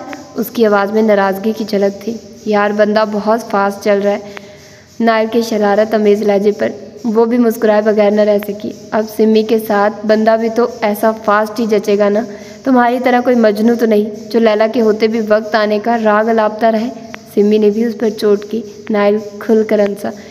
इस कैफियत का भी अपना सुरूर है। इंतज़ार के बाद जो मोहब्बत मिलती है ना, वो बहुत देर पर रहती है। खैर, बंदा अच्छा और शरीफ है, सुकून से जाकर मिलो। समी को तुम्हारे पीछे लगा दूंगा, उसे मैसेज करता हूँ। इसके बाद तुम उससे कांटेक्ट में रहो, वो तुम्हें फॉलो करता रहेगा। Don't worry sweet friend. नायल के ख्याल रखने के यही अंदाज सिमी को बहुत बेहद पसंद थे। हमेशा किसी बड़े भाई की तरह उसका ख्याल रखता था, कभी उसे अकेला नहीं छोड़ा था। सिमी भी उसके साथ यतीम खाने में पलने वाली लड़की थी। वहीं उन दोनों की दोस्ती हुई और फिर ये दोस्ती ताउम्र कायम रहने वाली बन गई। सिमी की स्टडीज़ मुकम्मल करते ही नायल ने उसे सीक्रेट सर्विसेज का एग्ज़ाम पास करने के लिए भरपूर तैयारी करवाई, और जब वो क्लियर कर गई तो उसे अपनी टीम में शामिल कर लिया। सिमी किसी की भक्ति मोहब्बत का नतीजा था। इसके माँ बाप कौन थे, कहाँ थे, कोई नहीं जानता था। बस किसी ने सड़क पर नौमौलूद बच्ची को देखा और उठाकर यतीम खाने पहुँचा दिया। इसीलिए नायल अब उसका सरपरस्त बन चुका था। सिमी के करीब आने की बड़ी वजह ये मामा से उसकी मशाहबत भी थी, और यही मशाहबत उनके काम आई। उसकी ख्वाहिश थी कि फरहान सिमी को पसंद करे और उससे शादी करे। नायल ने हर लिहाज से उसे परखा था, इसलिए वो उसे बेहद अच्छा लगा था। अगले दिन शाम की बजाय दोपहर में ही महक की वापसी हुई चुकी थी। नायल अपने काम से बाहर था, घर में सिर्फ यमामा था। उसने परतपाक अंदाज में महक को खुशामदीद कहा। उस औरत की इन मोहब्बतों की मकरूज थी जो नायल से उन्हें थी, तो फिर यमामा को वो क्यों करना अजीज़ होती। महक यमामा में खुशगवार सी तब्दीली देखकर बेहद मुतासिर हुई। कुछ देर आराम करने के बाद वो नायल के कमरे में उसकी चीज़ें ठीक करने के घर से गई। कमरे में दाखिल हुई, हर चीज़ तरतीब से रखी थी, मगर बेड के करीब कोई जगमगाती चीज़ नजर आई। आगे बढ़कर देखा तो वो कोई अंगूठी थी। हाथ बढ़ाकर उठाया, हथेली पर रखते हुए चंद पल हैरत ज़दा सी रह गई। ये वो अंगूठी थी जो अक्सर उन्होंने यमामा के हाथ में देखी थी। कुछ सोचकर उन्होंने हाथ में दबाई और कमरे से बाहर आ गए। रात में खाना खाने के बाद उन्होंने नायल को अपने साथ स्टडी रूम में आने का कहा। खुद वो इससे पहले स्टडी रूम में पहुंच चुकी थी। नायल भी कुछ देर उनके पीछे आया। वहाँ मौजूद सोफे पर वो पुरसोच अंदाज में बैठी थी। क्या बात है मम्मी, खैरियत? नायल को उनके संजीदा तेवर कुछ अजीब से लगे। उन्होंने नज़र उठाकर जांचती नज़रों से नायल को देखा, अपने करीब सोफे पर बैठने का इशारा किया। वो उनके करीब बैठ गया। महक ने एक हाथ उसके चौड़े कंधे पर रखा। किंजा अच्छी लड़की है। उनके मुंह से निकलने वाली बात उसे समझ नहीं आई। उसने कुछ उलझ कर उन्हें देखा। उनका चेहरा किसी भी तासुर के बगैर था। आप मुझसे पूछ रही हैं या बता रही हैं? हौले से मुस्कुराकर उसने महक की जानिब देखा। ना पूछ रही हूँ ना बता रही हूँ। मुझे खुशी है कि इतने सालों बाद कोई लड़की मेरे बेटे को पसंद आई, लेकिन मुझे तब और भी ज़्यादा खुशी होती अगर तुम अपनी फीलिंग्स मेरे साथ शेयर करते। मैं तो कब से इस आस में बैठी हूँ कि तुम किसी लड़की को पसंद करो। अपनी बात ख़त्म करके उन्होंने हथेली नायल के आगे की, जिस पर यह मामा की अंगूठी जगमगा रही थी। ये आज तुम्हारे कमरे से मुझे मिली है। ना उनका अंदाज़ शर्मिंदा करने वाला था और ना तंज वाला, बस सादा सा अंदाज़ था, ऐसे जैसे कोई मामूल की बात उसे बता रही हूँ। कल रात में हमने इकट्ठे चाय पी थी, शायद तभी ये मेरे रूम में गिर गई थी। नायल ने भी सादा से अंदाज में आधी हकीकत बता दी, मगर ये नहीं बताया कि वो क्यों वहाँ थी। तो क्या मैं इससे आगे के इंतज़ाम करूँ? उन्होंने अब की बार मुस्कुरा कर उसे देखा। वो बहुत अच्छी है और मुझे अच्छी भी लगती है, मगर कुछ मसाइल ऐसे हैं कि मैं अभी उसके साथ कोई और रिश्ता कायम नहीं कर सकता। आप कुछ वक्त दें, फिर इंशाल्लाह मैं आपकी ख्वाहिश पूरी कर दूँगा। नायल ने उनका हाथ थाम कर उन्हें तसल्ली दिलाई। बस ख्याल रखना अपनी ज़िंदगी में ही ये खुशी देख लूँ। उन्होंने मुस्कुराती नज़रों से अपने बेटे को देखा। क्या हुआ जो उन्होंने उसे पैदा नहीं किया? क्या हुआ कि वो बहुत सालों बाद उन्हें मिला, मगर जिस कदर उन्होंने उसे मोहब्बत दी थी, नायल को लगता था वही उसकी असल माँ है। प्लीज़ मम्मी ऐसे मत कहिए। मेरे बहुत सारे बच्चों को मैं और किंजा के लिए नहीं संभाल सकेंगे। आपने और बाबा ने ही उन्हें संभालना है। नायल ने मोहब्बत से उनके गिर्द अपने बाजुओं का घेरा बांधकर उन्हें मोहब्बत से लगाया। वो उन्हें और शम्स को किसी सूरत अब खोना नहीं चाहता था। महक ने मुस्कुराकर आंखें मूंद ली और दिल में इंशाल्लाह कहा। सिमी मुकर्ररा वक्त पर होटल पहुंच चुकी थी। फरहान पहले से ही वहां मौजूद उसका इंतज़ार कर रहा था। दरवाजे से कुछ आगे एक खिड़की के पास 2 बंदों की टेबल पर वो मौजूद था। सिमी बात मादी से चलती हुई उस टेबल के करीब गई। फरहान उसे देखकर अपनी कुर्सी से उठ खड़ा हुआ। अस्सलाम वालेकुम। फरहान दोस्ताना मुस्कुराहट चेहरे पर सजाए बोला। वालेकुम अस्सलाम। उम्मीद है मैंने ज़्यादा इंतज़ार नहीं करवाया होगा। सिमी भी दोस्ताना लहजे में बोली। बिल्कुल भी नहीं। दोनों ने अपनी अपनी कुर्सियाँ संभाली। कुछ हैरान सी लग रही हैं। वकील था, ज़िरक ने कहा। कैसे न होता। सिमी हौले से मुस्कुराई। जाहिर है एक ऐसा बंदा जो आपसे पहले मिलते हुए हिचकिचाए और एक ही मुलाकात के बाद फिर यकदम आपको चाय की ऑफ़र कर दे, तो मेरा ख्याल है कि हर नॉर्मल बंदे का हैरान होना बनता है। सिमी भी लफ्ज़ों की खिलाड़ी थी। इतनी आसानी से उसकी गिरफ्त में कैसे आती? Well said. फरहान ने उसकी हाजिर जवाबी पर हौले से मुस्कुराया। चाय के साथ आप क्या लेंगी? उसने यकदम बात पलटी। मैं खाने पीने की ज़्यादा शौकीन नहीं, जो मिल जाए शुक्र करके खा लेती हूँ, और हाँ सभी कुछ खा लेती हूँ। लिहाजा अगर आप अपनी पसंद की कोई चीज़ मंगवाना चाहें तो मुझे कतई कोई मसला नहीं होगा। सिमी की बात पर वो एक बार फिर से मुस्कुराया, मगर इस बार मुस्कुराहट को छुपाने की भरपूर कोशिश की और कामयाब भी हुआ। मगर सिमी की तेज़ नज़रों ने उस मुतासिर कुन मुस्कुराहट को भांप लिया। लोगों को राज फराहम करने के अलावा आप और क्या करती हैं? वेटर को चाय के साथ सैंडविचेस और चॉकलेट मोज़ ब्राउनीज़ का ऑर्डर देकर कुर्सी की पुछ से टेक लगाए। रिलैक्स अंदाज में बैठे और वो मुकम्मल तौर पर सिमी को निगाहों के फोकस में रखे हुए था। बस कुछ ना कुछ करती रहती हूँ। कोई इतनी बड़ी हस्ती नहीं और कोई ऐसा ख़ास प्रोफेशन नहीं कि बताऊँ। आपकी तरह इतने अच्छे प्रोफेशन से ना तो ताल्लुक़ है और ना कोई इतनी अच्छी डिग्री की अच्छी जॉब करूँ। छोटी मोटी जॉब जहाँ मिले कर लेती हूँ। जिस कदर फरहान को घुमा सकती थी घुमा दिया था। फिर भी कोई तो नाम होता है जॉब का, या गुमनाम सिपाही समझूं। फरहान की मुस्कुराहट अब गैर मामूली हो चुकी थी। अरे नहीं, हमारे ऐसे नसीब कहाँ। सिमी ने फिर से बात को इधर उधर को किया। वो केस कहाँ तक पहुँचा? अब उसने खुद से बात हटाना चाहिए। केस अभी चल रहा है, क्योंकि यहाँ की आवाम का हाल आपको पता है। पैसे के पीछे अपना ईमान तक बेच देते हैं। ये तो फिर एक अहम शख्सियत का केस है, मगर आपने जो शवाहिद दिए उनसे काफ़ी मदद मिली है। वो सब मैंने कोर्ट में जमा करवा दिए हैं। अब मुझे चंद अहम गवाहों की ज़रूरत है जो पैसे के बल पर नहीं बल्कि सच में इस ख़ानदान के राज फाश करें। फरहान ने एक ठंडी सांस ली।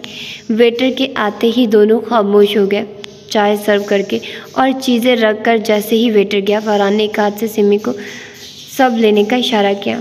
आपको ये सब शवाहिद कैसे मिले? वो अब भी उसी बात पर अटका हुआ था।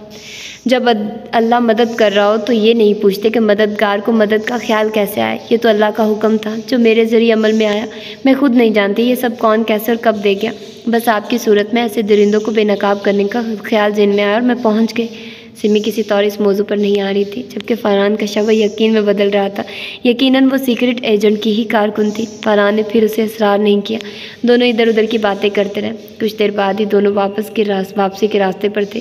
सिमी ने नायल के कहने पर इस मुलाकात की एक एक बात टेप रिकॉर्डर में रिकॉर्ड कर दी थी, जो कि उसके छोटे से बैग में मौजूद था। फरहान इस बात से वाकिफ़ नहीं था कि जिस लम्हे वो उसकी टेबल के करीब आए, उस लम्हे बैग के अंदर हाथ डाल के उसने उस टेप रिकॉर्डर का बटन ऑन कर दिया था। वापस पहुंचते उसने वो टेप मोबाइल पर सेव करके नायल को भिजवा दी। हाँ, कहाँ तक मामला पहुंचा? ठीक है, उसे उठवा लो। मैं मज़ीद किसी और बर्बादी का इंतज़ार नहीं कर सकता। वकार की आवाज़ में शदीद गुस्सा भरा था। अबे नहीं, जैसे ही घर से निकले उसे उठवा लो। मैं पहले ही बहुत मुसीबतों में घिरा हूँ। अब इस सब का एंड होना चाहिए। उस कमीने ने मुझे घन चक्कर बना दिया है। मैं उसको बर्बाद करके छोड़ूंगा। मुझे मालूम ही नहीं था असल दुश्मन तो मेरे सामने फिर रहा था और मैं इधर उधर झक मार रहा था। मोबाइल कान से लगाए वो कमरे में एक जगह से दूसरी जगह चक्कर काट रहा था। ऊपर से वो खबीस जज किसी तौर मेरे केस को ढील देने को तैयार नहीं। बकवास भी किया है कि दुबई में मेरे 2 कामयाब मॉल्स मैं उसके नाम कर दूंगा। उसकी 7 पुश्ते भी बैठकर खाएंगी तो कम नहीं पड़ेगा, मगर बुढ़ा हाथ ही नहीं आ रहा। न जाने किसने धमकियां दे रखी हैं। हर बार बुखलाया हुआ मिलता है, ऐसे जैसे उसे हर लम्हा कोई अपनी नज़रों में रखे हुए, मगर मजाल है कि मेरी बातों में आ जाए। वो हर किसी को कोसने दे रहा था। खुद तो डैडी सलाखों के पीछे चले गए, मुझे भी यहाँ फंसा गए। वो पाप को भी बुरा भला कहने से घबराया नहीं। हाँ चलो ठीक है, उसे उठवाकर फार्म हाउस पहुँचाओ, आगे का काम मेरा है। अपने बंदे को हदायत देते फ़ोन बंद किया। मैं आखिर कब तक यूँ घर में बंद रहूँगी? ये मामा इस वक्त उकताई हुई नायल के पास उसकी लाइब्रेरी में मौजूद थी। बस कुछ दिन और, समझो इस सारे किस्से का ड्रॉप सीन होने वाला है। मैंने वकार और वहाज के खिलाफ ढेर सारे गवाहान इकट्ठे कर लिए। बस अब इन सब किस्से का अंजाम होने ही वाला है, फिर तुम और मैं आज़ाद हो जाएंगे। ये मामा के हाथ से चाय का कप लेकर एक जानिब रखते वहीं हाथ पकड़कर अपने सामने रखी कुर्सी पर उसे बिठाकर गोया खुशखबरी सुनाई।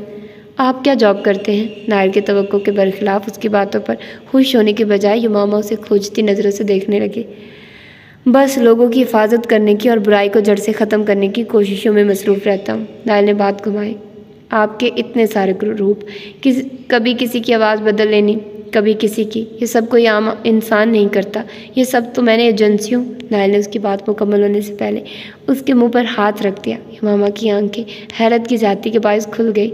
दीवारों के भी कान होते हैं, लिहाजा इस बात और इस गुमान को यहीं दफन कर दो। नायल के चेहरे से एकदम गहरी संजीदगी छलकने लगी। मैं आपकी बीवी हूँ नायल। उसके हाथ हटाते ये मामा ने जैसे उसे बावर करवाया। हाँ, मगर कुल मुख्तार नहीं, लिहाजा मैं कौन हूँ और क्या करता हूँ इसको जानने का हक किसी और को भी नहीं। ना मुझे बार बार अपनी बात दोहराने की आदत है। मैं तुम्हारे सब हकूक़ व फ़राइज़ पूरे करूँगा और तुम्हारे लिए यही काफ़ी होना चाहिए। तुम्हें ना कभी फाके करने पड़ेंगे और ना कभी गुर्बत की शक्ल दिखाऊँगा।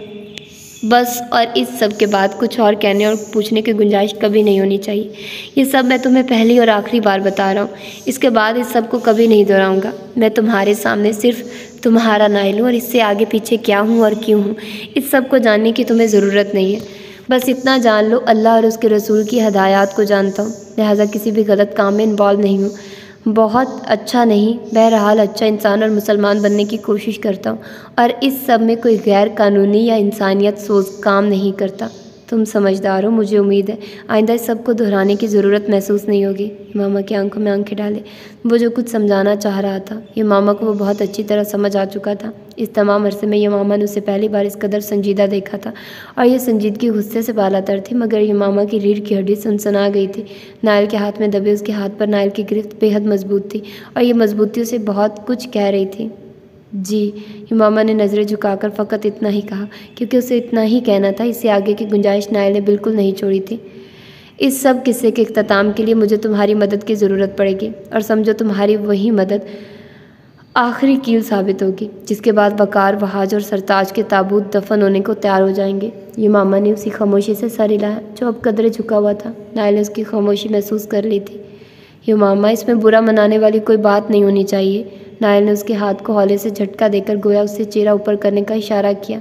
नहीं, मैंने बुरा नहीं मनाया, बस मैं ये तयन करना चाह रही हूँ कि अब मुझे आपसे बात करते वक्त किन किन बातों को मलहूज़े खातिर रखना होगा ताकि दोबारा आपको वो सब दोहराने की ज़रूरत ना पड़े। युमामा ने सादे से लहजे में कहा। नाइल हौले से मुस्कुराया। बस मेरी और अपनी बात करोगी तो कुछ भी सोचने की ज़रूरत नहीं होगी। देखो युमामा, कुछ चीज़ें ऐसी होती हैं जिन्हें इंसान खुद से भी नहीं दोहराता। वो जैसी हैं उन्हें वैसे कबूल करना पड़ता है। इस सब को कहने का ये मतलब नहीं कि ये एक मसला हम में फासले पैदा कर दे। नाइल की बात पर उसने फिर से हौले से सर हिलाया, फिर आहिस्ता से अपना सर उसके कंधे से टिका दिया। नाइल, मुझे यकीन है जैसे आपने हर लम्हा मेरी हिफाजत की, वो चाहे मेरी जान हो या मेरी इज्जत, मगर दुनिया के सर्दो गर्म से बचाने के लिए छुप कर ही सही आपने हर लम्हा मुझे इससे बचाया। तो मैं कैसे ये सोच लूँ कि आप किसी ऐसे काम में मुलव्विस हो सकते हैं जिसके पता चलने पर मैं शर्म से पानी पानी हो जाऊँ। मुझे उम्मीद है आप अल्लाह की राह में कोई बेहतरीन काम कर रहे हैं और इसी काम के बस मेरी अल्लाह से दुआ है वो आपको हर लम्हा कामयाब और कामरान करे और आपके दुश्मनों को नेस्तो नाबूद करे।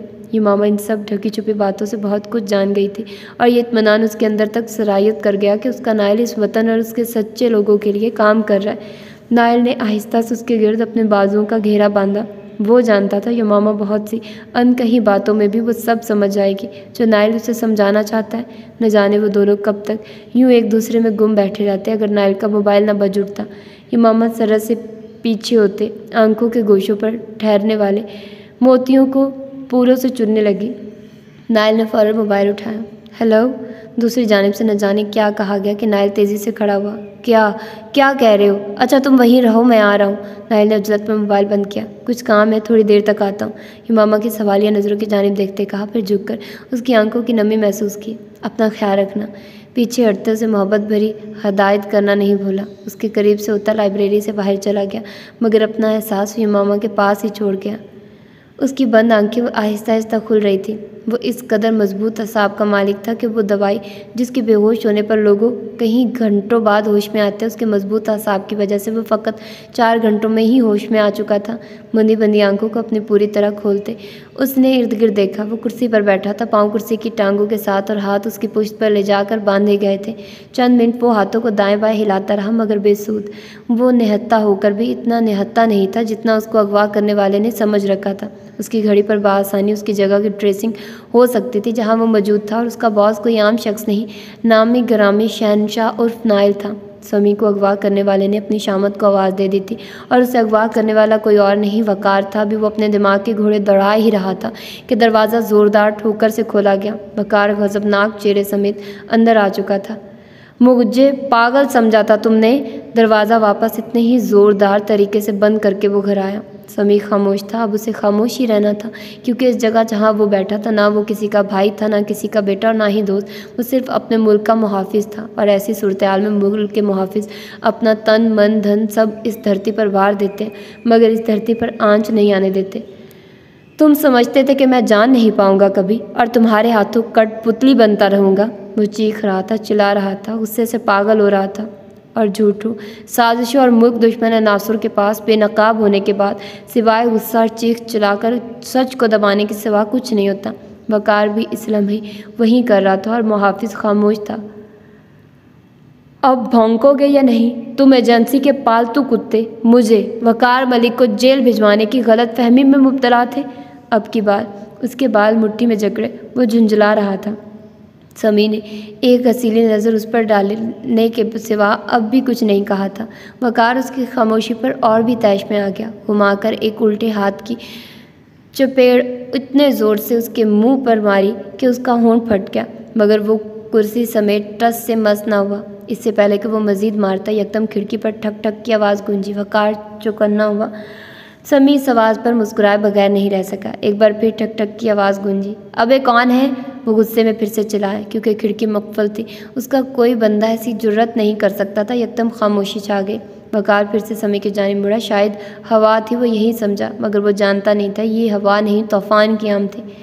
किसके लिए काम करता है? सीधी तरह बता दे। कल तक उसकी वर्दी और रुतबे का नशा ना उतारा तो मेरा नाम भी वकार नहीं। और फिर से समी के बाल मुट्ठी में जकड़े उसका चेहरा ऊंचा किए आंखें निकाल के बोला। यकदम फिर से खिड़की बजी। अबे मैं कहता हूँ कौन? गाली है। वो गुस्से से खिड़की के करीब गया, पर्दा गुस्से से हटाया तो खिड़की खोले। कोई लंबे बालों वाला हैबतनाक इंसान मौजूद था, बड़ी बड़ी दाढ़ी और मूंछों में। वकार एकदम लड़खड़ाया। खिड़की कैसे खुल गई? तो तुम कौन हो? कैसे खिड़की खोली? वो घबराया। रशीद शौकी, ज़का। वो एकदम ऊंची आवाज़ में अपने बंदों को आवाज़ें देने लगा। अबे तेरा बाप आया है, अंदर तो आने दे, कोई सलाम तो पेश कर मेरी खिदमत में। भारी मगर किसी कदर घुंडों जैसी बोली बोलता वो खिड़की फलांग कर अंदर आ गया। वकार ने तेज़ी से अपनी पैंट की जेब से रिवॉल्वर निकाली। एक कदम भी आगे बढ़ाया तो भून के रख दूंगा। रिवॉल्वर का रुख उसकी जानिब किए वकार ऊंची आवाज़ में बोला, मगर सामने वालों को तो जैसे कोई फ़र्क ही ना पड़ा। बेटा, इन खिलौनों से शहनशाह को डराने की नाकाम कोशिश नहीं करते, उसे पचकार कर बोला। अब उसका रुख समी की जानिब था। ये थप्पड़ किसने मारा है तुम्हें? अब वो समी से मुखातिब था। वकार ने उसे खौफजदा ना देखकर गोली चलाई, मगर शहनशाह ने फुर्ती से झकाए देकर ना सिर्फ उसकी कोशिश नाकाम की, बल्कि नीचे बैठते हुए एक टांग घुमाकर उसके पेट पर इस जोर से मारी कि वो दूर जा गिरा। वकार को अंदाज़ा नहीं था कि वो इतना चौकन्ना इंसान है। वकार ने उसका नाम बहुत सुन रखा था। अंडरवर्ल्ड की दुनिया से शहनशाह का ताल्लुक़ था, मगर वो उसके पीछे क्यों पड़ा था और क्या समी उसका बंदा था? शहनशाह की एक ही टांग खाने के बाद उसका दिमाग सही सिम चलने लगा था। पेट पकड़े वो शहनशाह को समी के हाथ पांव खोलते देख रहा था। फिर जेब से रुमाल निकालकर उसने समी के होंठ से रसने वाला खून साफ किया। इसने हाथ उठाया तुम पे? अब वो तीखी नज़रों से वकार को देख रहा था। बॉस जाने दे। समी यकीनन उसके गज़ब से वाकिफ़ था, लिहाजा उसे इस मौजू से हटाना चाहा। नहीं बेटा, ऐसे कैसे जाने दूँ? वो गज़बनाक तेवर लिए वकार की जानिब आया। बात सुनो शहनशाह, पहले मेरी बात सुनो। वो सरह से पीछे होता दीवार के साथ लगा। चल सुना, क्योंकि इसके बाद मैंने तुझे कुछ कहने का मौका नहीं देना। शहनशाह ने ऐसे कहा जैसे फांसी के वक्त बंदे को आखिरी ख्वाहिश कहने का मौका दिया जाता है। तो तुम्हारा और मेरा तो कभी आपस में आमना सामना नहीं हुआ, फिर तुम मुझसे किस बात की दुश्मनी निकाल रहे हो? मेरे पीछे अपना बंदा क्यों लगा रखा है? क्योंकि मैं तो समी को एजेंसी का बंदा समझा था, इसी गलत फहमी में उठाया था। अगर ये तुम्हारा बंदा तो ले जाओ, मगर तुमने इसे मेरे पीछे क्यों लगाया? वो शदीद कन्फ्यूज़ था शहनशाह की दुश्मनी के। उसने बहुत से वाक़यात सुन रखे थे। वो जितना अच्छा डॉन था, उससे कहीं बुरा दुश्मन था, और वो उससे दुश्मनी मोल नहीं लेना चाहता था। तेरे ख्याल में मैं इतना ही अच्छा हूँ कि तू पूछेगा और मैं सब अल्फ से ये तक तेरे गोश गुजार कर दूंगा। तेरे और तेरे ख़ानदान के शहनशाह पर बहुत से कर्ज थे जो अब चुकाने का वक्त आ गया है। मैं तेरी सोच से बहुत ऊपर की चीज़ हूँ, लिहाजा अपना नन्हा सा दिमाग इन सोचों में ज़ाया मत कर। शहनशाह इस्तज़ाइया हंसा, फिर यकदम बफर कर उसके करीब आया, गिरबान से पकड़कर उससे कहीं ज़ोरदार थप्पड़ उसके मुँह पर मारा जो उसने समी को मारा था। ये मेरे अजीज़ तरीन बंदे को हाथ लगाने का नतीजा। उन्हें मुँह गिरे वकार के करीब थूकते हुए शहनशाह घरा कर बोला, और तेरे बाकी के सवालों के जवाब बहुत जल्द तेरे मुंह पर मारने अदालत आऊँगा। अब अगली मुलाकात वहीं होगी। समी का हाथ थामे वो उसी खिड़की के रास्ते अंधेरे में कहाँ और किस तरफ गया। जितनी देर में कराहता हुआ वकार खिड़की के पास आया, वो दोनों अंधेरे में गुम हो चुके थे। उसका ना सिर्फ पूरा गाल जल रहा था, बल्कि आधा होंठ फट चुका था। वो होंठ पकड़े नीचे आया।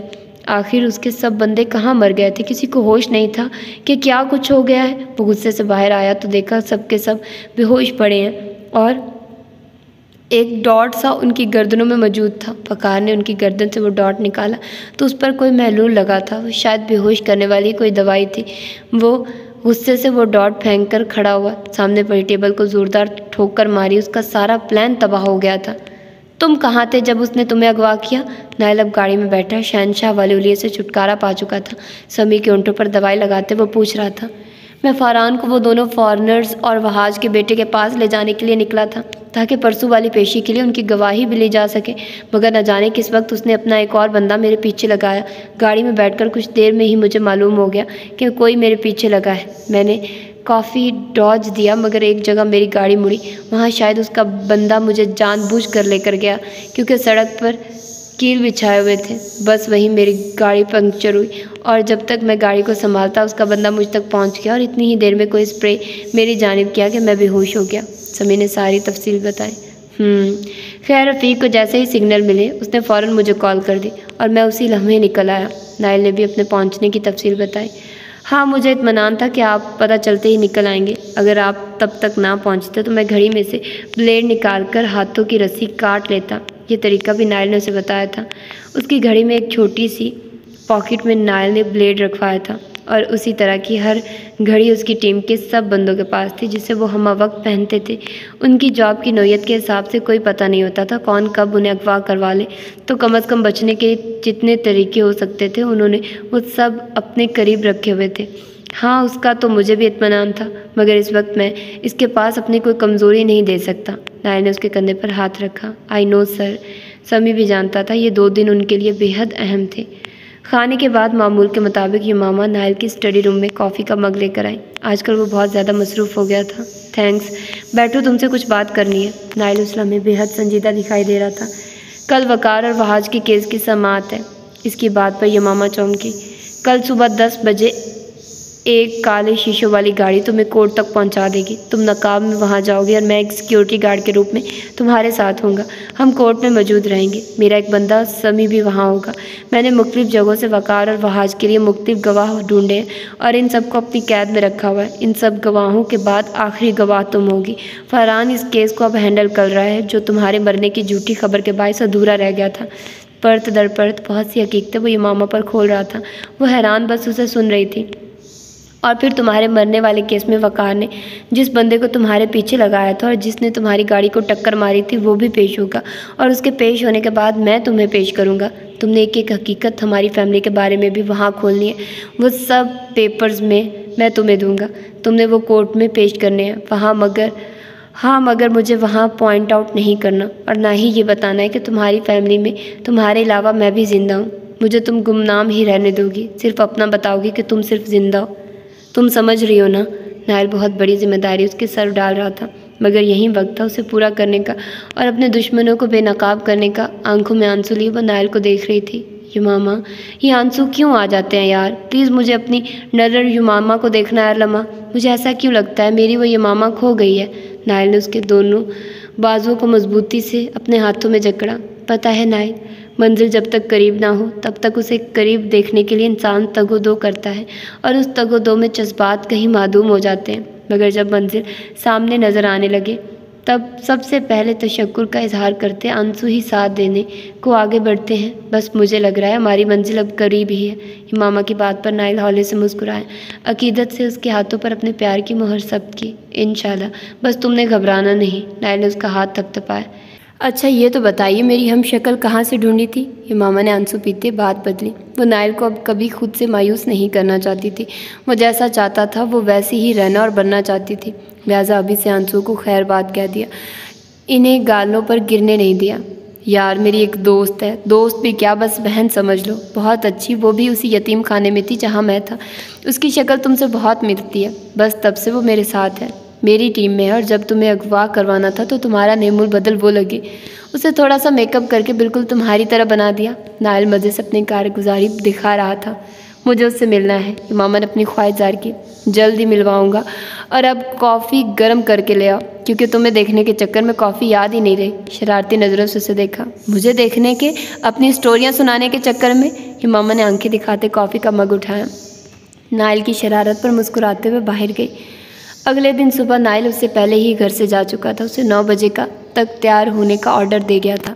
शम्स तो जानते थे, मगर महक को बताया गया था कि ये मामा किसी ज़रूरी काम के सिलसिले में कुछ देर के लिए बाहर जाएगी। महक को क्या एतराज़ हो सकता था? उन्होंने घर पर ही रहना था।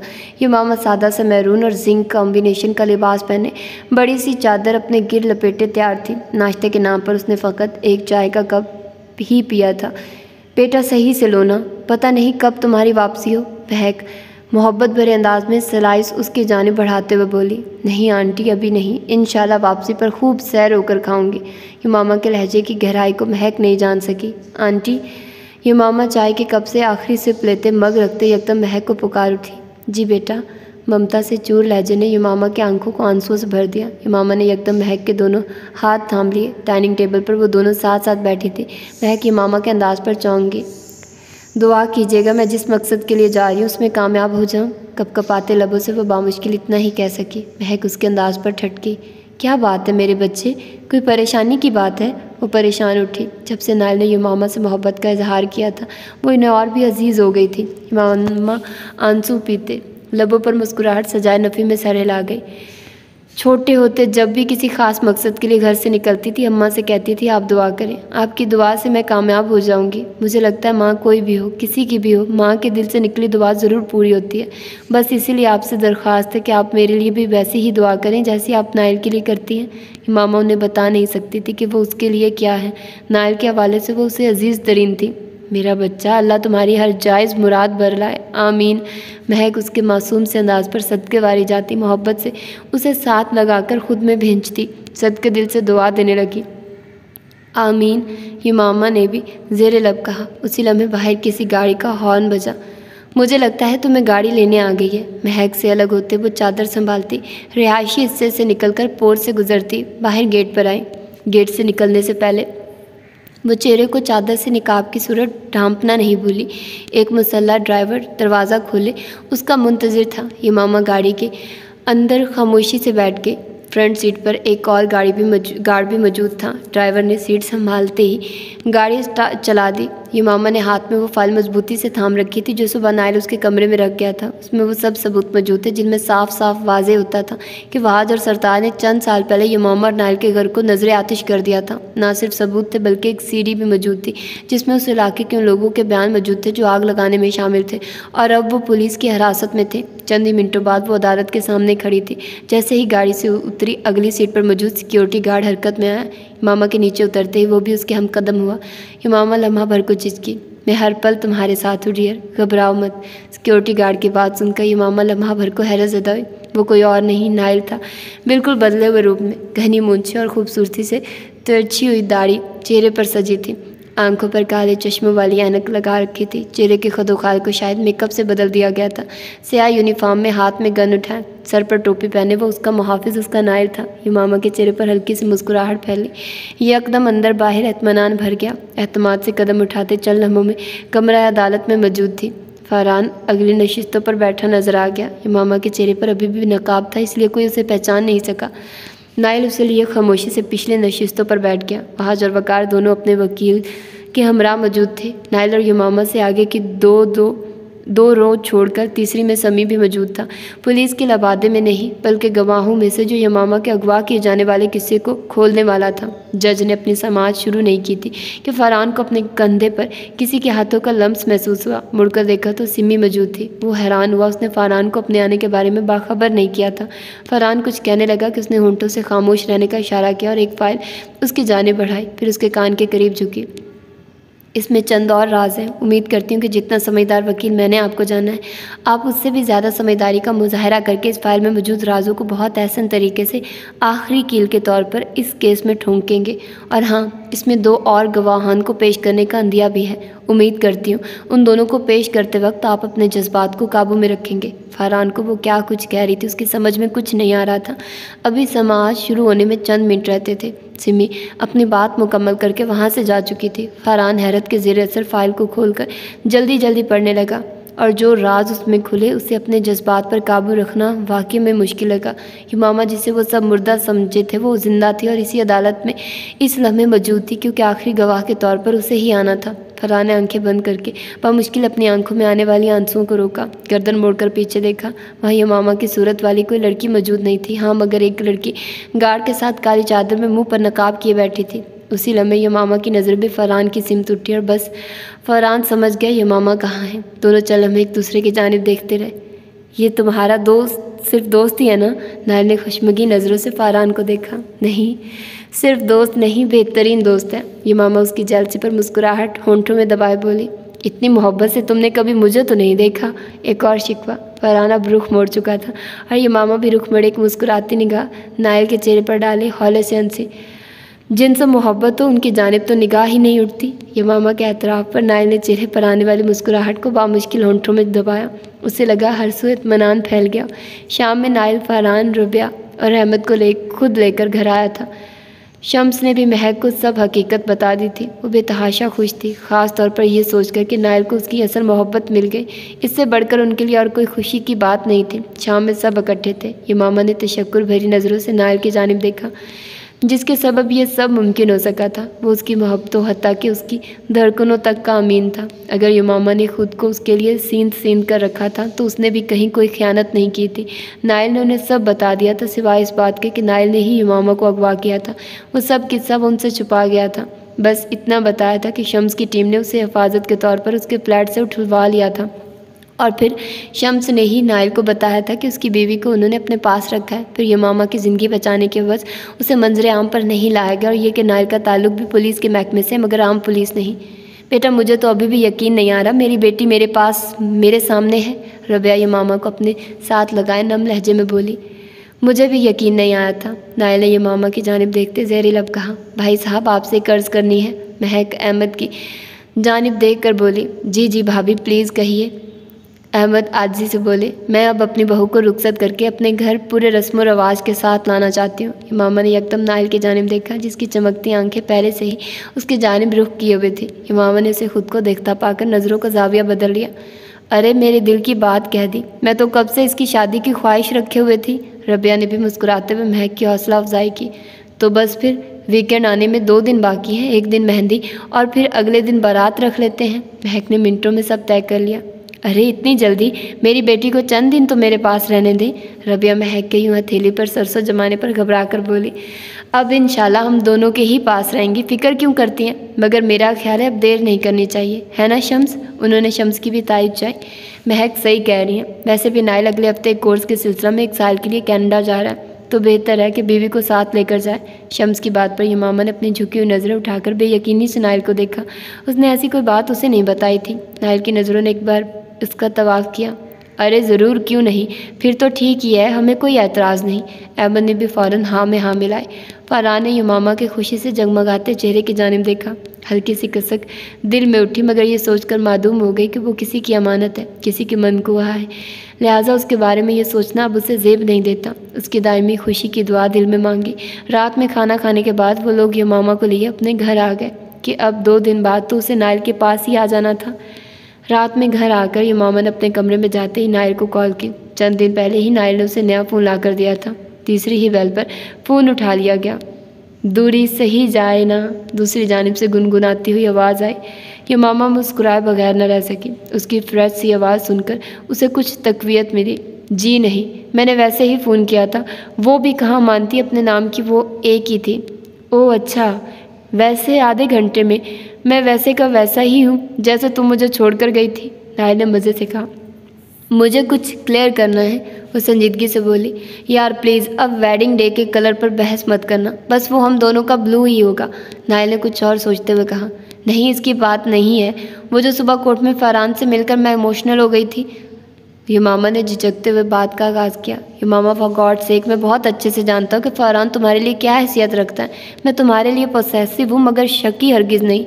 मुझे बहुत अच्छी तरह अंदाज़ा है कि हर इंसान ज़िंदगी में बहुत से लोगों और रिश्तों से मोहब्बत करता है, और हर मोहब्बत का मकाम अलग होता है।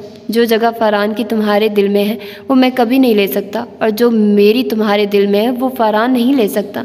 मैं इतनी छोटी सोच के हरगिज़ नहीं कि इस सिचुएशन की हकीकत को ना समझ सकूँ। मुझे तुम पर भी पूरा एतमाद है, और फरहान को भी मैं बहुत अच्छी तरह परख चुका हूँ। यार तुमने ये बात कहकर मुझे शर्मिंदा कर दिया है। मैं तुम्हें अगर इसके बारे में छेड़ता हूँ तो इसका ये मतलब हरगिज़ नहीं कि मैं उसे अपना रकीब समझता हूँ। नाइल ने एक बात उससे उम्दा अंदाज में कही कि यमामा को उसका हमसफ़र होने पर बेहद फ़ख्र महसूस हुआ। नाइल मैं क्या कहूँ, आपने तो मुझे स्पीचलेस कर दिया है। यमामा ने अपनी सोच को अल्फाज दिए। कुछ मत कहो, बस आई लव यू कह दो। नाइल फिर से अपने शरारती अंदाज में लौटा है। ये 2 दिन कैसे गुजरेंगे। यमामा की खामोशी पर वो फिर से बोला।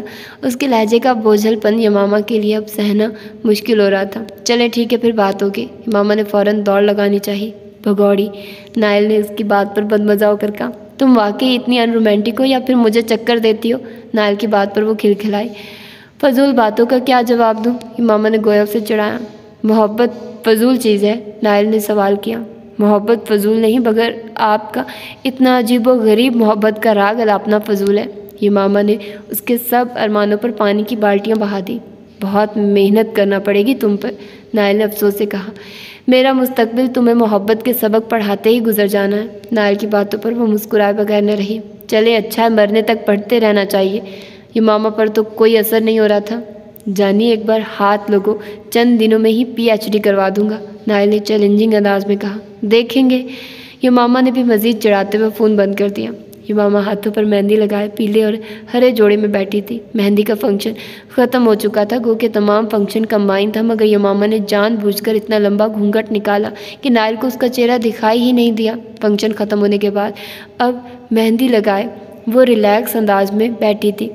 एक हाथ की मेहंदी सूख चुकी थी। दूसरे हाथ के सूखने का वो इंतज़ार कर रही थी। फंक्शन में वो समी से भी नहीं मिली। वो वही हमशक्ल थी जिसका जिक्र नाइल कर चुका था, मगर फ़रहान ने उसे अपनी दोस्त की हैसियत से मुतारफ़ करवाया था। मामा को खुशगवार हैरत हुई थी फ़रहान की बात सुनकर, क्योंकि उसने कभी फ़रहान के लहजे में किसी लड़की के लिए इतना अनोखापन महसूस नहीं किया था जितनी देर फ़रहान उसका तारुफ करवाता रहा। सिमी भी बहुत लो देती नज़रों से फ़रहान की जानिब देख रही थी। यमामा ने अपने शक को हकीकत में देखने की दिल से दुआ की। उस लम्हे भी वो उन दोनों को सोच रही थी कि नाइल का फ़ोन उसके मोबाइल पर आया। यमामा सब छोड़ छाड़ उसकी बेताबियों पर हंसी। हेलो। यमामा ने मुस्कुराहट दबाकर उस हाथ से मोबाइल उठाया जिसकी मेहंदी सूख चुकी थी। तुमने अच्छा नहीं किया मेरे साथ, नाइल की तपी हुई आवाज़ सुनाई दी। यमामा खिलखिलाकर हंसी। क्यों, अब मैंने क्या किया है? एक तो मुझ पर हर वक्त इल्ज़ाम लगाते रहते हैं। यमामा ने मासूमियत के सब रिकॉर्ड तोड़ डाले। इतना बड़ा घूंघट क्यों निकाला? मुझे बाकियों का ख्याल ना होता तो कैंची से तुम्हारा वो घूंघट काट देता। नाइल के गुस्से पर यमामा का कहका बेसाख्ता था। हंस लो तुम, कल तुम्हारी हंसी बंद ना की तो कहना। नाइल की बात पर उसके गाल दहके। अच्छा फ़ोन बंद करे, मुझे सोना है। यमामा ने फ़ौरन पैंतरा बदला। मेरी नींदें गुस्से से उड़ी हुई हैं और तुम्हें सोने की पड़ी है। मुझे तुम्हें देखना है, बस अभी और इसी वक्त। नाइल की नई फरमाइश पर यमामा घबरा गई। क्या है नाइल? वो घबराहट भरे अंदाज में बोली। क्या है? मुझे तुम्हें देखना है बस, नाइल ज़िद्दी लहजे में बोला। कुछ घंटे ही रह गए हैं, फिर देखते रहना आप। मामा की घबराहट बजा थी। उसका कोई पता नहीं था उसे देखने आ पहुंचता। और वैसे भी इतनी तस्वीरें तो सबने ली हैं, आपके पास भी पहुंच गई होंगी, उसी पर गुजारा करें। मामा ने जल्दी से उसे राम करना चाहा। नाइल चंद पल खामोश रहा, फिर गुनगुनाया। उसकी गमगीर आवाज़ पर यमामा के हाथों में पसीना उतरा। अभी वीडियो कॉल कर लो, फिर कुछ नहीं कहूँगा। नाइल की बात पर उसका दिल पसीज गया। व्हाट्सएप पर उसे वीडियो कॉल की। सफ़ेद कुर्ते शलवार में आस्तीनों को कूनियों तक फोल्ड किया। मोबाइल सामने रखे, अपने रफ एंड टफ फुलिया में कैमरे हाथों की उंगलियों समेत आपस में जोड़े थोड़ी के पास रखे। वो एकटिक मोबाइल स्क्रीन पर उभरने वाले यमामा के शर्माए हुए रूप को देख रहा था। यमामा ने बस चंद लम्हों के लिए उसकी जिगर जिगर करती नज़रों की जानिब देखा, फिर हिम्मत न हुई तो पलकों की बाढ़ झुका ली। I am so blessed to have you in my life. Nile के तशक्कुर भरे इजहार पर यमामा के चेहरे पर शर्मीली से मुस्कुराहट खिली। मी टू, यमामा ने भी एतराफ़ किया। चंद पल और इंतज़ार करना है, नाइल ने जैसे खुद को तसल्ली दी। अब बंद कर दो। यमामा ने बामुश्किल नज़र उठाकर मोबाइल स्क्रीन पर देखा। बंद कर दो तो अच्छा है, इससे पहले कि मैं तुम्हारे पास आ ही जाऊँ। नाइल ने अपने जज्बात पर बड़ी मुश्किल से बंद बांधा। सी यू टुमारो, नाइल के कहते यमामा ने फ़ौरन कॉल बंद कर दी। फिर अपनी तेज़ होती धड़कनों पर हाथ रखे बामुश्किल उन्हें एतदाल पर लाई। तमाम रसूमात से फारिग होकर महक कुछ देर पहले ही उसे नाइल के कमरे में लेकर आई थी। उसके कमरे में अब एक अदद बेड का इजाफा हो चुका था, बाकी सब वैसे ही मौजूद था। कमरे को फूलों से सजाया गया था। बेड पर जहाँ बजा कलियाँ पड़ी थी, जिनके दरमियान यमामा बैठी हुई थी। महक के बाहर जाते ही उसने एक गहरा सांस खींचा। न जाने नाइल की बेताबियों को वो कैसे सहेगी। ये ख्याल आते ही यमामा की घबराहट सवा हो गई। चंद मिनट नहीं गुजरे थे कि नाइल दरवाज़ा खोलकर अंदर दाखिल हुआ। ब्लू कलर के सूट में मलबूस वो आज शहज़ादा लग रहा था। यमामा ने भी उसी के हमरंग लहंगा पहन रखा था। दरवाज़ा बंद करके वो आहिस्ता रवि से चलता उसके मुकाबल बेड पर बैठा। सोनियो, शहनशाह के अंदाज में यमामा को मुखातिब किया। वो जो घबरा रही थी इस अंदाज पर हौले से हंसी। थैंक्स टू शहनशाह। यमामा ने पलकों की झालर उठाकर नाइल को देखा, जिसके चेहरे पर शरारती मुस्कुराहट रक्स कर रही थी। यही तो हमें मिलाने का सबब बना है। यमामा की बात पर नाइल की मुस्कुराहट गहरी हुई। फिर हाथ बढ़ाकर यमामा का मेहंदी से सजा हाथ अपने हाथ में लिया। बेशक, उसने यमामा की तायद की। वैसे तुम्हें शहनशाह वाले रूप में कभी मुझसे डर नहीं लगा, क्योंकि घुंडे तो किसी भी हद तक जा सकते हैं। नाइल की बात पर उसने मुस्कुराते हुए नफ़ी में सर हिलाया। मोहब्बत घुंडों को भी राह रास्त पर ले आती है। जब मोहब्बत सच्ची हो तो वो मोहब्बत को कभी पामाल नहीं होने देती, हमेशा उसकी इज्जत करती है। मुझे शहनशाह के रूप में वैसी ही सच्ची मोहब्बत दिखाई देती थी, इसीलिए डर क्यों लगता। यमामा के जवाब पर नाइल के चेहरे पर मुतासिर कुन मुस्कुराहट बिखरी। वाह वाह, यानी मेरी यमामा मोहब्बत के मामले में इतनी भी कोरी नहीं। नाइल बेहद मुतासिर हुआ। इजहार का हर एक का अपना अंदाज़ होता है, यमामा ने मुंह बनाकर कहा। नाइल ने मुस्कुराहट लबों में दबाई, फिर कोट की जेब में हाथ डालकर कुछ निकाला। बंद मुट्ठी यमामा के आगे की। यमामा ने ना समझी से उसे देखा। जैसे ही हाथ खोला, उसकी हाथ पर एक चाबी रखी थी। वो फिर उलझी। ये तुम्हारे फ्लैट की चाबी। ये फ्लैट मैंने ख़रीद लिया था तुम्हें गिफ्ट करने के लिए। चंद चार दीवारी ने मेरी यमामा की हिफाजत की। वो मुझे कैसे और क्यों कर अजीज़ ना होती। यमामा ने मुस्कुराती नज़रों से नाइल के चेहरे पर बिखरे अपनी मोहब्बत के रंग देखे। Thank you. मामा के पास अल्फाज ही नहीं थे। फिर दूसरी तरफ की जेब में हाथ डाला, बाहर आया तो फिर वैसे ही मुट्ठी बंद थी। मामा की मुस्कुराहट गहरी हुई। नायल ने हथेली खोली तो किसी गाड़ी की चाबी थी। तुम्हारी गाड़ी का वैसा ही मॉडल निकलवा लिया है, ये उसकी चाबी। मामा ने यकदम आंसू पीते अपनी जगह से सिरकते नायल के गिर्द अपने बाजू हाल किए। मुझे अल्लाह ने सबसे कीमती तोहफा आपकी सूरत दिया है नायल, मुझे कुछ और नहीं चाहिए। शिद्दत जज्बात से रोते हुए मामा ने गोया मोहब्बत का एतराफ़ किया। मुझे भी मेरी जान। नायल ने उसे खुद में भेज लिया। मोहब्बतों की बारिश उस पर बरसाने को वो तैयार था। अब कोई जालिम उनके बीच नहीं आएगा। ये इत्मीनान दोनों को था। दोनों एक दूसरे की धड़कनें सुन रहे थे, महसूस कर रहे थे। मोहब्बत को अब सारी उम्र यूं ही उन्हें इकट्ठे रखना था। दी एंड। तो ये था आज का नावल और finally I am so happy कि मैंने इसका लास्ट पार्ट पढ़ लिया है, क्योंकि मुझे था कि ये इसका लास्ट पार्ट कभी ख़त्म नहीं होना। मेरा दिल नहीं कर रहा था इसको पढ़ने का, लेकिन खैर फिर भी मैंने इसको पढ़ ही लिया, इसको कंप्लीट कर लिया। और इसके अलावा कोई नई ताज़ी नहीं है मेरे पास। बस अब कुछ ही दिनों में मेरे एग्ज़ाम स्टार्ट हो जाने हैं, प्रैक्टिकल होंगे, एग्ज़ाम्स होंगे और फिर सब ख़त्म हो जाएगा। मतलब मेरी डिग्रीज़ ख़त्म हो जाएंगी ना दोनों। तो बस ठीक है, फिर मिलते हैं इंशाल्लाह किसी और अच्छे से नावल्स के साथ। टिल देन अल्लाह हाफिज़।